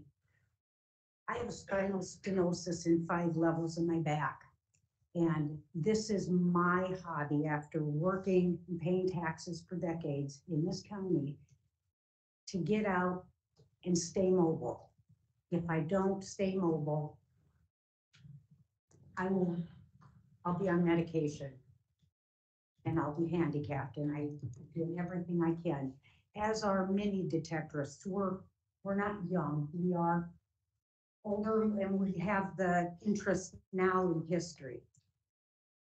And when I say we're stewards, when we go out and detect, we find more trash and we clean up more trash than anything. Every time I come home, my wife congratulates me for helping nature and eliminating all that crap under the earth. Because it's 90% junk and it's 90. So I'm just letting you know. It is 99% trash. We carry trash bags on our belt, whether it's rusted bottle caps, pull tabs, broken bottles, mown over beer and pop cans that people who are mowing, especially in parks and stuff, they're not cleaning up before they mow, and these things are just getting shredded. You've got liability with anybody in that park running around barefoot and getting cut, which has happened to my granddaughter. I don't want to make this personal, but it is a very intriguing hobby. And you commended the history, Steve Johnson here. That's what we're doing. If we do hit on something, I found in 1848, braided hair large scent, not in Winneshiek County, but that would have stayed underground, and my grandkids would never have been able to see a coin like that. Is it valuable? No. $30 value. That's the most valuable thing I've ever found. Most of the time I'm digging up Zinc and Lincolns that are already half corroded. But it keeps us moving. We do find history, whether it's an axe head, whether it's a saw blade, whether it's an old oil lamp top from the 1800s. It's history. It shows pioneer history from here. Plus the history of Decorah. Exactly. It's going to be very specific to this town, so. I just ask to please, if you have the right to allow it or not to allow it, please don't stop something that gets our young interested in history. I wished I had done this when I was younger. And if it's a matter of funding, if you give permits, you know, we hate to pay more than we've already been paying into the county, but we feel strongly. You clearly have a passion. I do, I tell you. I do. All right, well, we'll discuss it once. Thank you. Is there a way, Andy, for us not to be liable? Is there some sort of a bonding making it or something that we could, but do we have to be liable for it? Because I would like to do what she's doing. I think that's really good. But is there liability? But I wouldn't want to do if it was liability for our county, the taxpayers. You have tort immunity, you have recreational use immunity. I don't think you've got liability for somebody doing that type of activity on your We ground. have more risk than you guys have. I have been spaced by mowed over cans, broken bottles. We are stewards. We are cleaning up our property, us, public property. What does the board think about this? I've seen them in action. They do a good job cleaning up and you can't tell they've been there. It's like plugging a hole on a golf green. Especially No in harm, no spring, foul. because any little bit of, loose soil that may be left, it's gone the very first rain. So this is the perfect time to do it. We see more damage from lawnmowers, whether it's their wheels or their blades. Squirrels. Have you ever seen squirrels tear property? It takes 2 years sometimes where squirrels have told it out to get their acorns for the grass to grow back. Okay. Well, we don't really have it on the agenda to take action on this. We can take action. If you want to allow it or not do any, I mean. I mean, I guess it'd be nice if they're gonna have people do it or allow people to do it, that they notify somebody when they're gonna be there. But that's on. You see somebody, That's what they do. because they get a call that. And it was initiated by Bruce that contacted me asking if it was okay, and so that's why we were talking. That is the standard way that metal detectors do it. It's the etiquette. You know, just like if you're out on a golf course, there's certain etiquette that you go by. Detectors ask permission first. And it's not like we're gonna go ahead and destroy the property, so we're asking permission just because it's the property. So I need direction from you on how to answer if people ask, so. But on public property, tax Yeah. based. Yeah, that's why if they're asking me, Discussion here, or trying. yeah, if they're asking me if they need permission, I need to know what to answer. So that's why I'm asking the board for a direction. Are you bringing it on the table? It's fine. If there's no other objection. What's that, Steve? No There's objection. Do you think it'd be best for them to make a motion, Andy, or should it just a consensus was to allow this activity? I think I'd make the motion, and in that motion, direct that if they're gonna use it, that they contact Ben and let him, make them aware of, what week or when they plan to be out there.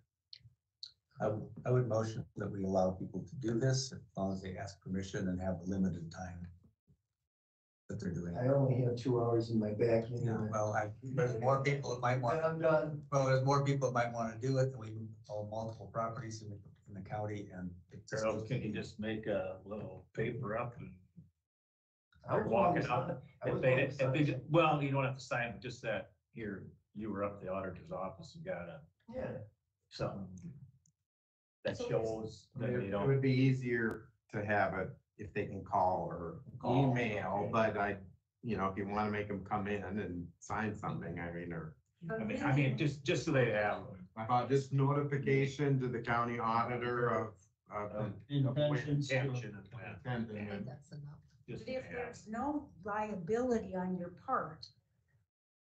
Pardon? No, there isn't. No, But there isn't. it's just the fact that we want to be notified. If But someone why is do you there. need to, do I have to get permission to go to the park? I don't mean to detect, but you don't have the liability if I go to the park and get hurt. But we don't allow people to take whole parks. Pardon? We don't allow people to walk around with instruments and potentially dig holes in parks. I'm How? not saying you're digging a hole, but this is just No. one instance, and there will be many, many, many potentially of people wanting to do things. Park is like that, Marcia, because the park is open to the public for that specific purpose. This is grounds surrounding a public building, but it's not used for a park or for picnics or for anything else. That's why it's giving notice to the auditor's office. So someone calls up and says, hey, we saw somebody with a shovel outlet. The Smith You're talking building. around the building or something? Okay. I asked permission for the old house. It could be mistaken for a gun. And, No, you know, it's a I told reason you- we have no, limited hey, access to the. I got that. Is there a second?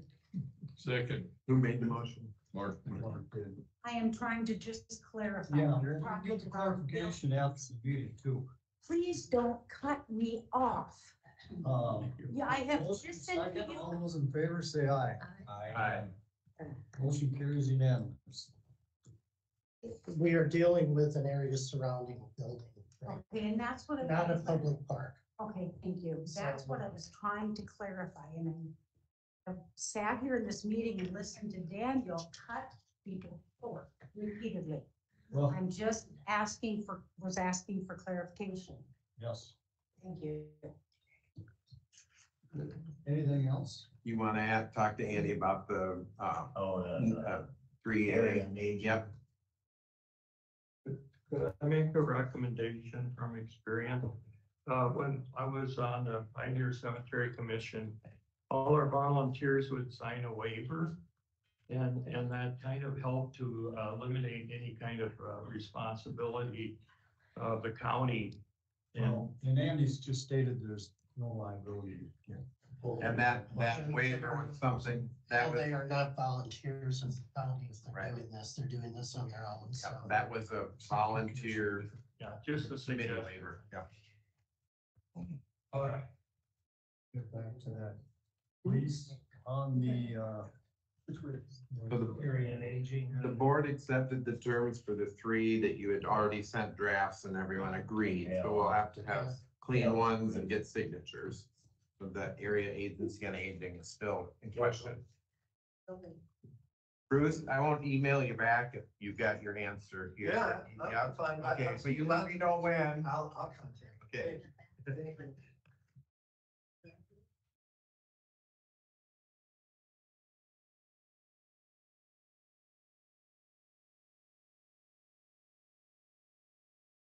So you had asked me to meet with Northeast Iowa Area Agency on Aging to discuss the lease. I did that. I sent you a diagram, looks like this.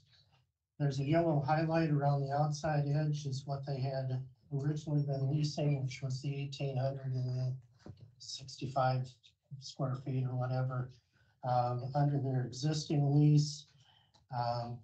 We went through and looked at where you have asked them to move so that you can put public health into part of that area. Those 4 offices amount to about 813 square feet.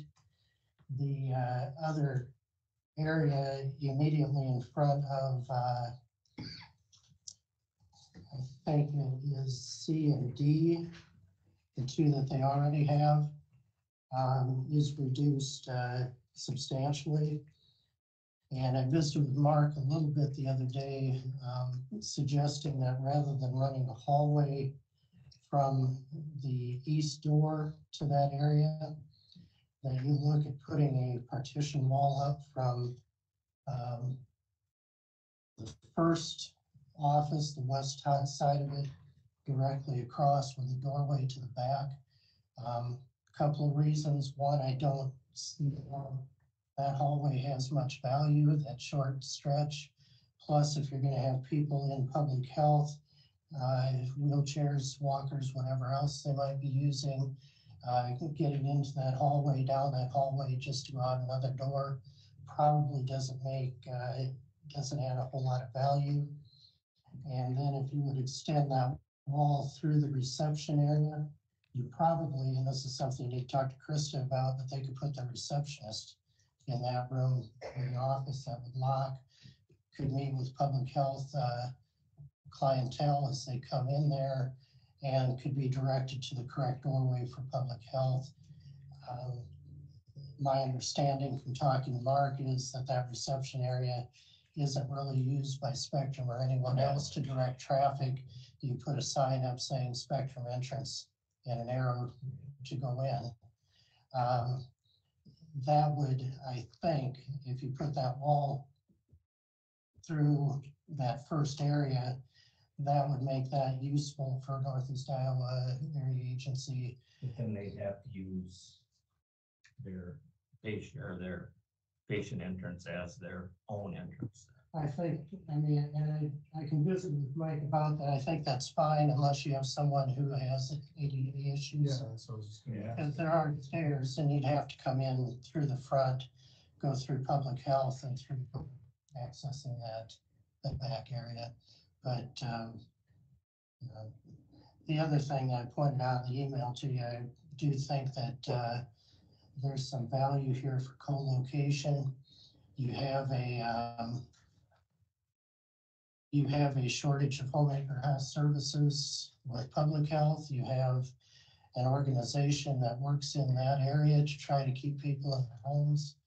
And you have, I think, HHS is adding an elderly subunit just working on these types of issues. And one of their recommendations, my understanding is, if you can co-locate these so that you have one-stop shopping essentially for some of your folks who are trying to get those types of services and meet those needs. So that was discussion.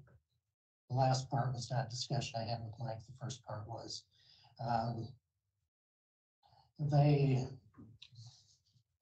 I didn't take the email long, but they had proposed going to 975 square feet, which was about half of what's in front of those two offices, and increasing the square footage rate by 5%.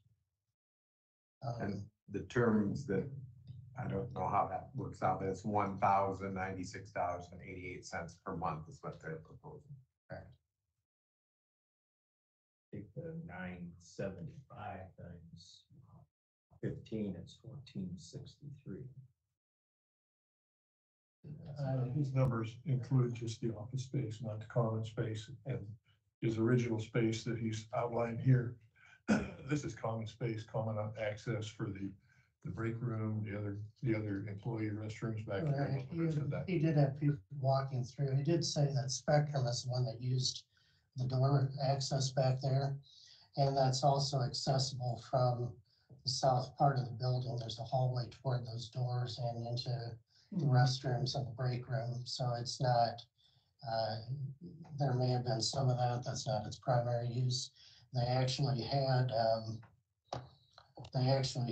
workstations set up in that 975 square foot area.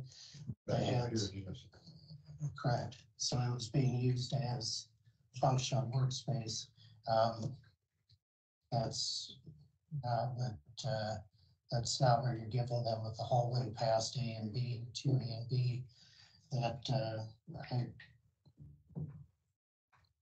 I think that they identified the 1865 as pretty much all usable space.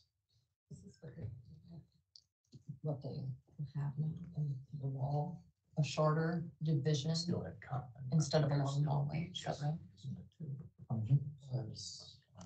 It's just a wall. Oh, yeah. Oh, okay. Coming off of the bend, straight out. Oh, okay. Just would make sense. How long would yours take then? 2 minutes. Oh, do you guys mind? Come on up, man. Okay. I have a map here too. I have a copy of your map so they can see what we're talking about. Sorry, we're running. You're fine. It takes a little longer, so if we could keep you in. No, once you guys get the map, I just first of all need to apologize because our contractor's already put rock down in anticipation of this without me telling them. So if you guys drive by, don't think that I'm trying to do it the wrong way about it. So what we are asking for is we've worked with behavioral health right now we've got a little bit of a parking issue in terms of up there. We've moved all of our staff to the new parking lot. That's already filled all the way up. We're about probably 15 spots shy on a Monday morning is when our busiest times are. And so our staff have probably been parking in the behavioral health inappropriately. And we've been working to try to get that taken off. They've been parking then on the grass, and when it rains, it just gets all full with mud. So what we'd like to do is just put rock down right here for the duration of the project. Once the project's all the way done, peel the rock back off, put black soil back on, plant grass back, and call it good. I've been there when this was really congested. Yeah. So I would be Yeah, in there's a. favor of adding these Yeah, extra yeah. spots with gravel. You gotta pull that black dirt off in order to put the rock down, or you gonna just leave it on site so you can put it back. Black dirt, yeah, we've got piles of black dirt already right there, so. And then phase two, if needed, if we need to, if we continue growing, would be a little bit more to the southeast, but that'd be the last, that's really the last spot that we really had to be able to expand to, but phase one would be right now. I think basically it's hard to identify which part is county land and which part is hospital land, and the contractors already assumed that it was okay to put stuff there, and parking has already been happening on area that's technically yours, so they're coming here, maybe asking for permission. It's for the A common. little late, but For the common good, that motion to approve it. Please do. Second. We have a motion and second to approve the temporary parking rack for the hospital. All those in favor? Aye. Aye. Thank you. Appreciate it. Thank you. Yep. Thank you Yeah. for waiting. Yeah. All right. Now let's get back. I think what we read that you sent us in the email with the drafted lease, I think it makes sense. As far as the square footage and the price goes, and they're a good service for this area, and the partnership with public health is quite valuable. So basically, this is the job here, the wall you're proposing, and for the building job. That's right here. And that's what I discussed. So, you get about you. And not the long haul. No, so we don't have That's to what they make sure. said. They were using this here too, but I've never. But this is open. Yeah. The most sense. Sometimes this house teaching them. This place over here too. Makes I'm sense. sure. Yeah. There's no- Where exactly? You're talking about that wall? Here's the wall with that building jogs back in. Wall. It would make sense. So all that area in front.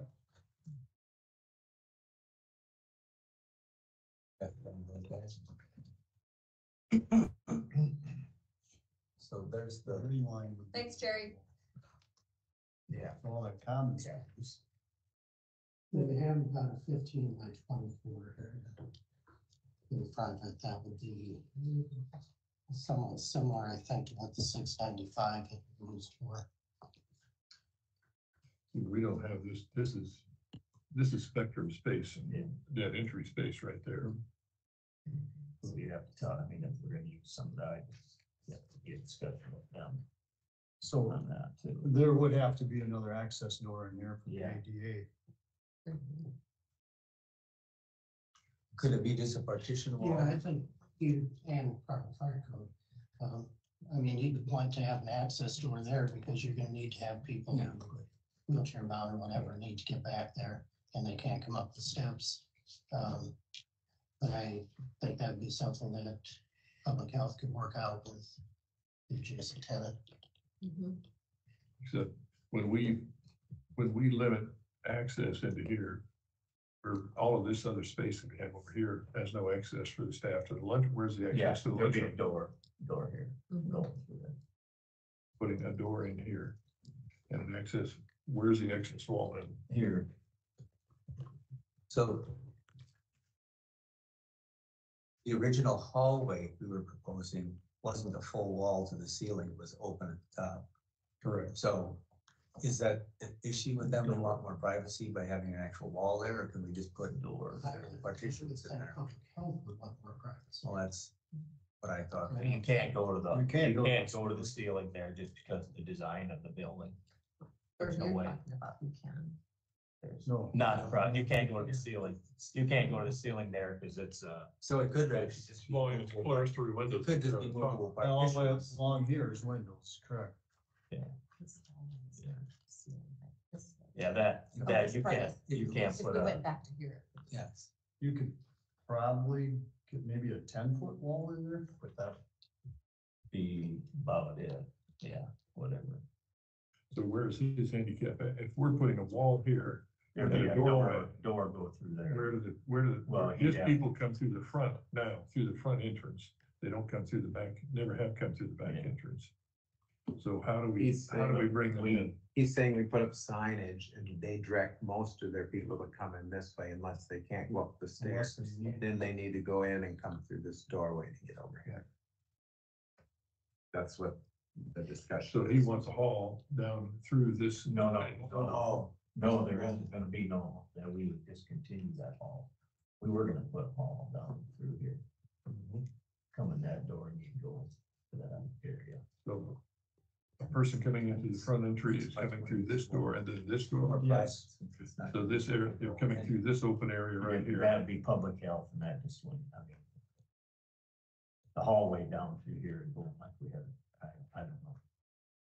It would have been nice to open. Yeah, I mean, whoever comes in is going to stop at that reception area.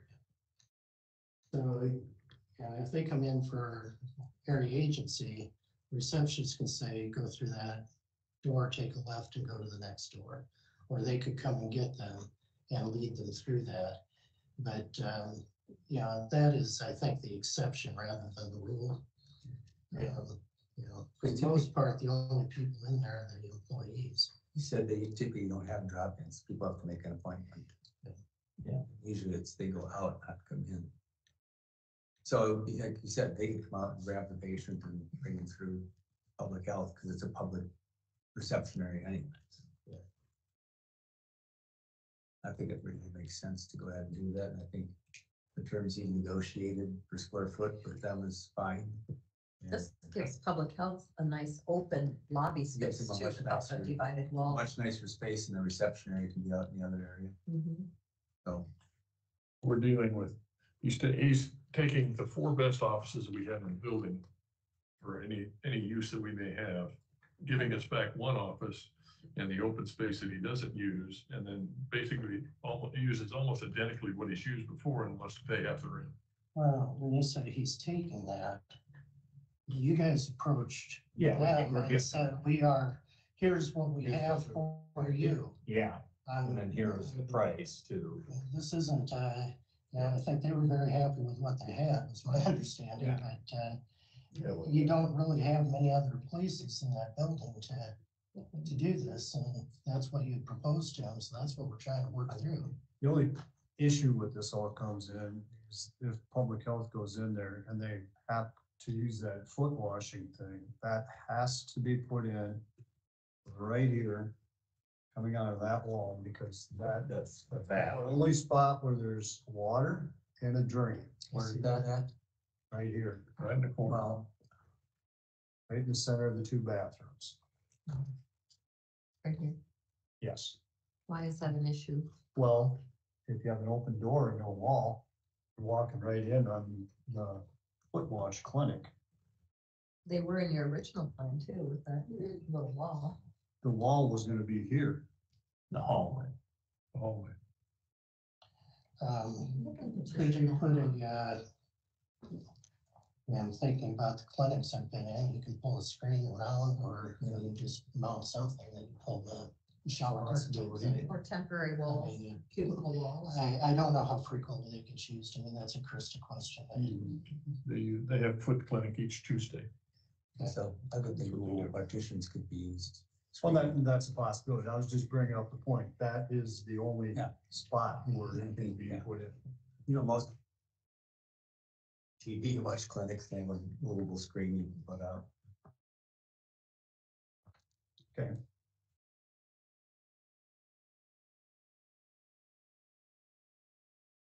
And I think their basic reception area, the main reception area for public health would be out in that common reception area now.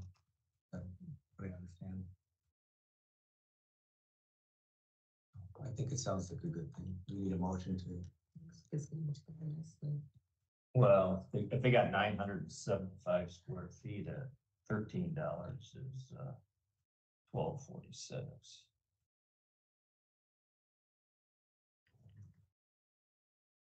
That would. That $14 is $13,650, so I'd say. I think, in my understanding, just what I'm hearing is that most people seem to be at least amenable to maybe this wall part. It's the dollar amount per month. Yeah. That's still the whole thing on the. We're half of what they were paying. Sounds like. That's just, I mean, they're still getting. And they got way more than half the space. And he's doing But- every service. But at the same time, we're assuming a good chunk of space there to be able to move one of our operations in there. So it's not like we're losing that, we're gaining by making this a workable situation where we can use that space. We will have a great deal of expense to go in there and create offices. It will be usable for the most part of what they do for open area. Is this? Right there. I guess 1,300 a Where month. that for access IT, is closed they out. kinda Just do it for nothing. Tap harder. There's your. And they can take the parking Two fingers scrolls. phrase out of there, that if that's. Use two we can fingers. Provide parking. There you go. That's first come, first get. That's what it's always been. That's what they can't change. So Mark is, Vic is proposing that you propose another. $1,300 a month, and you can take the parking phrase out of there. I mean, that parking can be open for anybody who wants it. It's been open for everybody all along. Yeah. I would take the parking phrase out of there. The way into it. Yeah.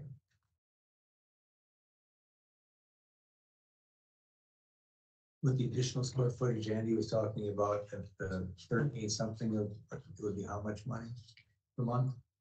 $1,300 a month. And It comes to roughly $13.50 a square foot. And they can't, 1350 times 975 is what, Mark? about 1,300, pretty close. Okay, so, 13,162.5. okay, So 13. so just correct the math that I have, is what you're saying. Yeah. I will visit with them and I'll let you know. We're saying 975 square feet times 1350 per square foot. I think we're saying, though, we aren't It'd be saying, 13, we I aren't think. saying exactly square foot, exactly price. 1,300 Want it a to month, be- I mean, it could be 1,360 and some change. It's just, yeah, it's Just round it to. it's roughly, The rest of them are round figures. yeah, $1,300. And you can take the parking phrase out of there, because no reserve. that's, we ain't gonna reserve. That'd be first come, I don't first think, served. I don't think we're referring to reserving anything. No. It's just that if there's a parking lot there, they have a right to use it. Yeah, they have a right to use it, but it's first come, first, yeah. There's no mention. No of mention. Oh, okay. reservations. No mention of private. Right. Parking spots. I would make the motion. You wanna wait till you get a draft? Let's wait till we get another draft. Yeah. All right, So that access now on the rear of the building that you use is gonna be There. open access and not a limited, not a restricted access. As is now. Be their, Yes. well, be their clientele unless they're handicapped, or. they don't use that access currently.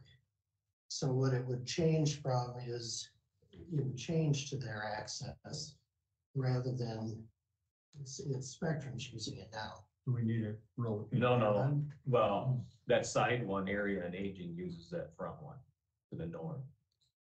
That's not what I was told, but, because a That's lot what of I Spectrum people thought, come in that's through. locked. That's locked door. Well, they must have a key because Spectrum puts a park over there. Okay, I was thinking that was area and aging. And that'll become now.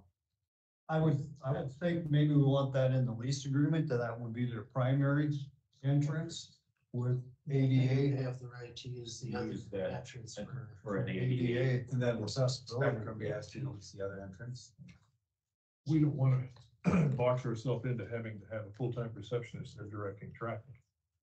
But if that's their entrance, then they're responsible for their traffic and the people coming. If somebody's not available or has to come in through them, because we want all, that front lobby there won't always be manned by a county employee. We can't guarantee that at this point. Actually, when Mark and I spoke with Krista, she was going to put their entrance and area where they meet people right down in this general. But if we do Once change, intentions. if I do talk to Spectrum, and we can put a wall across there and use that, then that would free up a lot Yeah. more room for them too. It would. Yeah. So. Cause at 2 o'clock, they're done. I mean, Spectrum, there's nobody sitting at that desk after 2. They lock the doors. Well, I would think there'd be enough space for actually an Oh, office. oh, yeah, there's plenty of, Public health. yeah. Whether it's receptionist or whoever, they put a workstation in, they should be able to use it. Then another thing, they'd have to, anything that's theirs, they don't use would have to be removed, so we ain't. You know, there's some of them in that south or northeast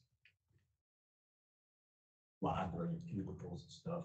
Everything on the tag, everything that was there is what they don't use that they could remove, because if they don't, then it'll just. I'm slightly confused on that. This is the space they were renting. Yeah. Why do they have that room full of their stuff? Yeah, I just don't get how that. And that's all in there is Spectrum, so just the whole thing is not makes sense of what they were doing. I'm sure they'll move their things when this is Well, decided. why do they have their things in a whole room if they never had access to that room? I don't know what their conversations were with Spectrum. I mean, it's immaterial. But once they do move it off, anything that's theirs, they'd have to remove. Well, they plan on taking it off.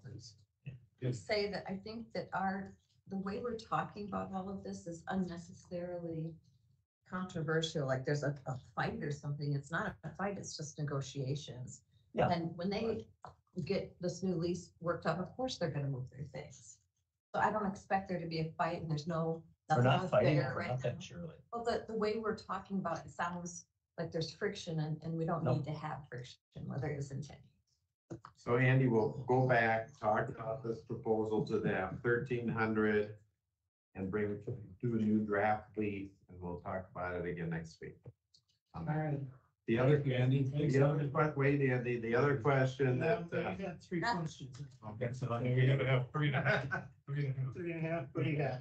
So Steve was asking me about, the public health's current year budget, which I had a couple copies, which I think are over here. They have had a lot of people quit. And so, I don't know if you want to sit down again, because there might be links here that you think. He asked me about taking money out of their budget current year. And it's already money that we've budgeted and, done the other word I don't think you take it out of their budget. If public health, local Board of Health Yes. says we're not going to spend that, it will come back to you anyway. That's what I said. Now, when the new year comes, they have to do a resolution to, what's the word? To release the money, basically. And we've typically always done 100% of the money that we budgeted, we released right away. If they want to restrict that sum, I think they could in that resolution where they allocate 100% to all departments except public health. They allocate less while they work through this transition. I guess that would be up to the board at that. My understanding is you're talking fiscal year 24. Right, I had misunderstood. When he first asked the question, I said for fiscal year 25, we could do that. We could not release all the money, but I think you've already budgeted and released it to them. I think now it's Board of Health's purview is basically what I said, but we could ask you. So we've got 100, I have these numbers right here, are numbers that Lynn generated for us with the number of employees that have quit or retired for whatever reason.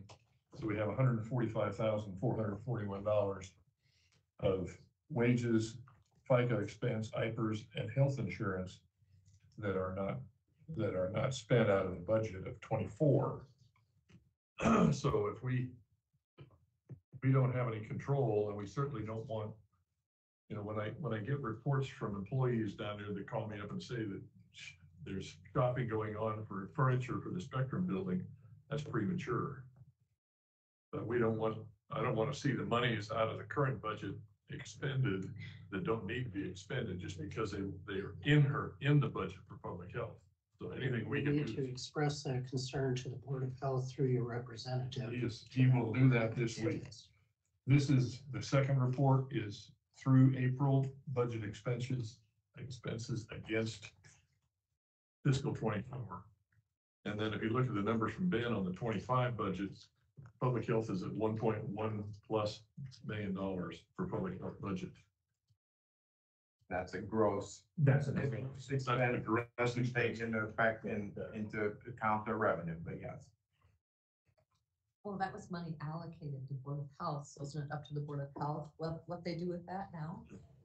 We still have funding responsibility. But we approved that budget they're working under right.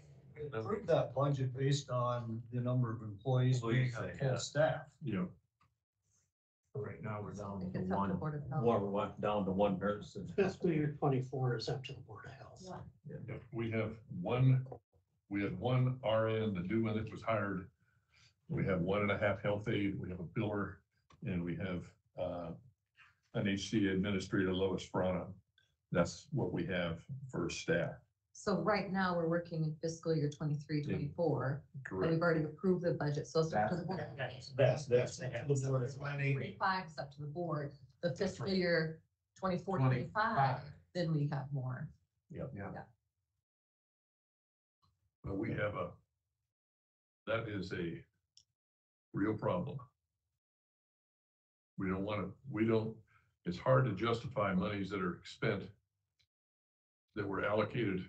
If they're allocated for one thing and they go in another direction, that is not a nice thing to have to justify. How do we do that? But if it's, That's the Board of Health. That's right. Yeah, the public needs to be aware of it. Yeah, so the board, your board's authority is basically, here's the pot of money that they have to deal with. period. And then they get to decide how that is spent. And so you've already budgeted and authorized the expense for the current year, and I think that then you have to go through Mark and the Board of Health. Now, for the 25 budget in June, when we do the resolution to give them to authorize the spending of their budget money, you can restrict that, how much you give them at a time. Like some counties give them half of it in July and the other half in January, just from a cash flow purpose, but it is still in their budget. So if you never gave it to them, I think there could be a fight over that. But you could also hold a budget amendment process, which would then allow a public hearing and actually reduce the amount you budgeted to them. But that's a whole nother, that's next year's. Other budgets, our budget's not restricted to, they propose this part of the budget is for wages and salaries. That's the way they propose it, but they can move money within their budget without restriction.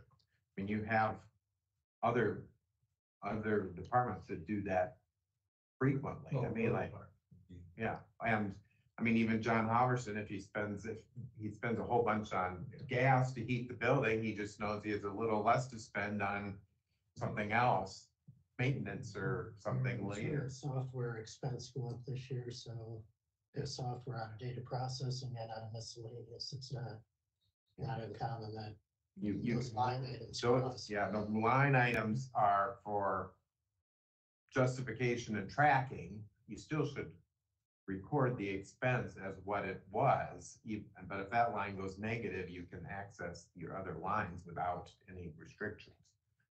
And so I think what Steve's concern is that the lines used for furniture purpose and office supplies are going to go way up to use up money that is what you thought was going to be salary.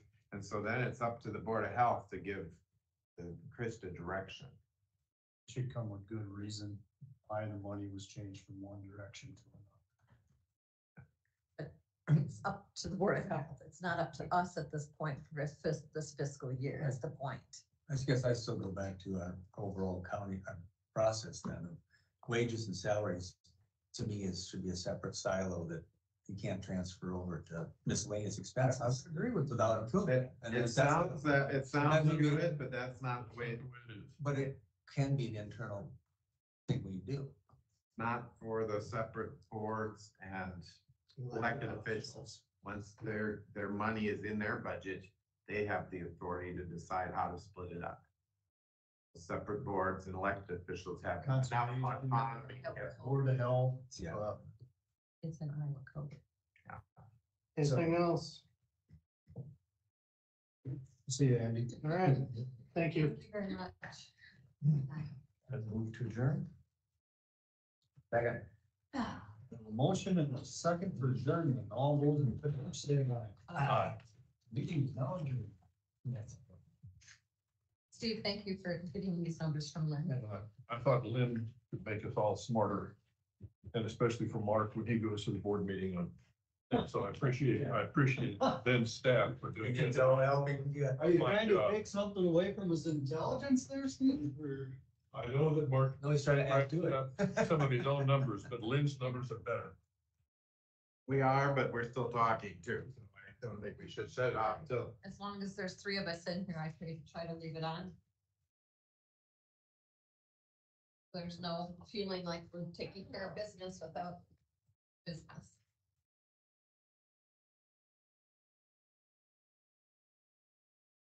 This was interesting.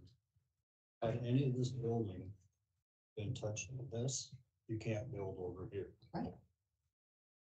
But since none of the building is there, then you can build in the 500. But if it's touching the 100, you can't build in the 500. Interesting. Yeah, it is.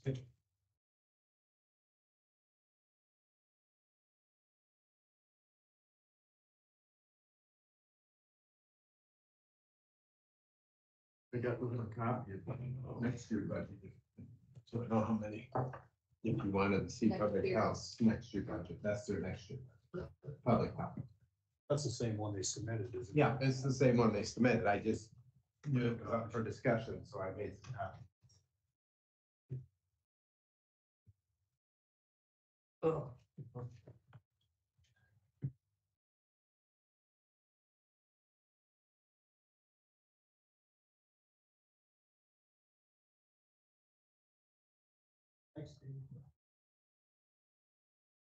Okay, now, those online, I'm shutting down. There's only 2 of us in the room. Thank you.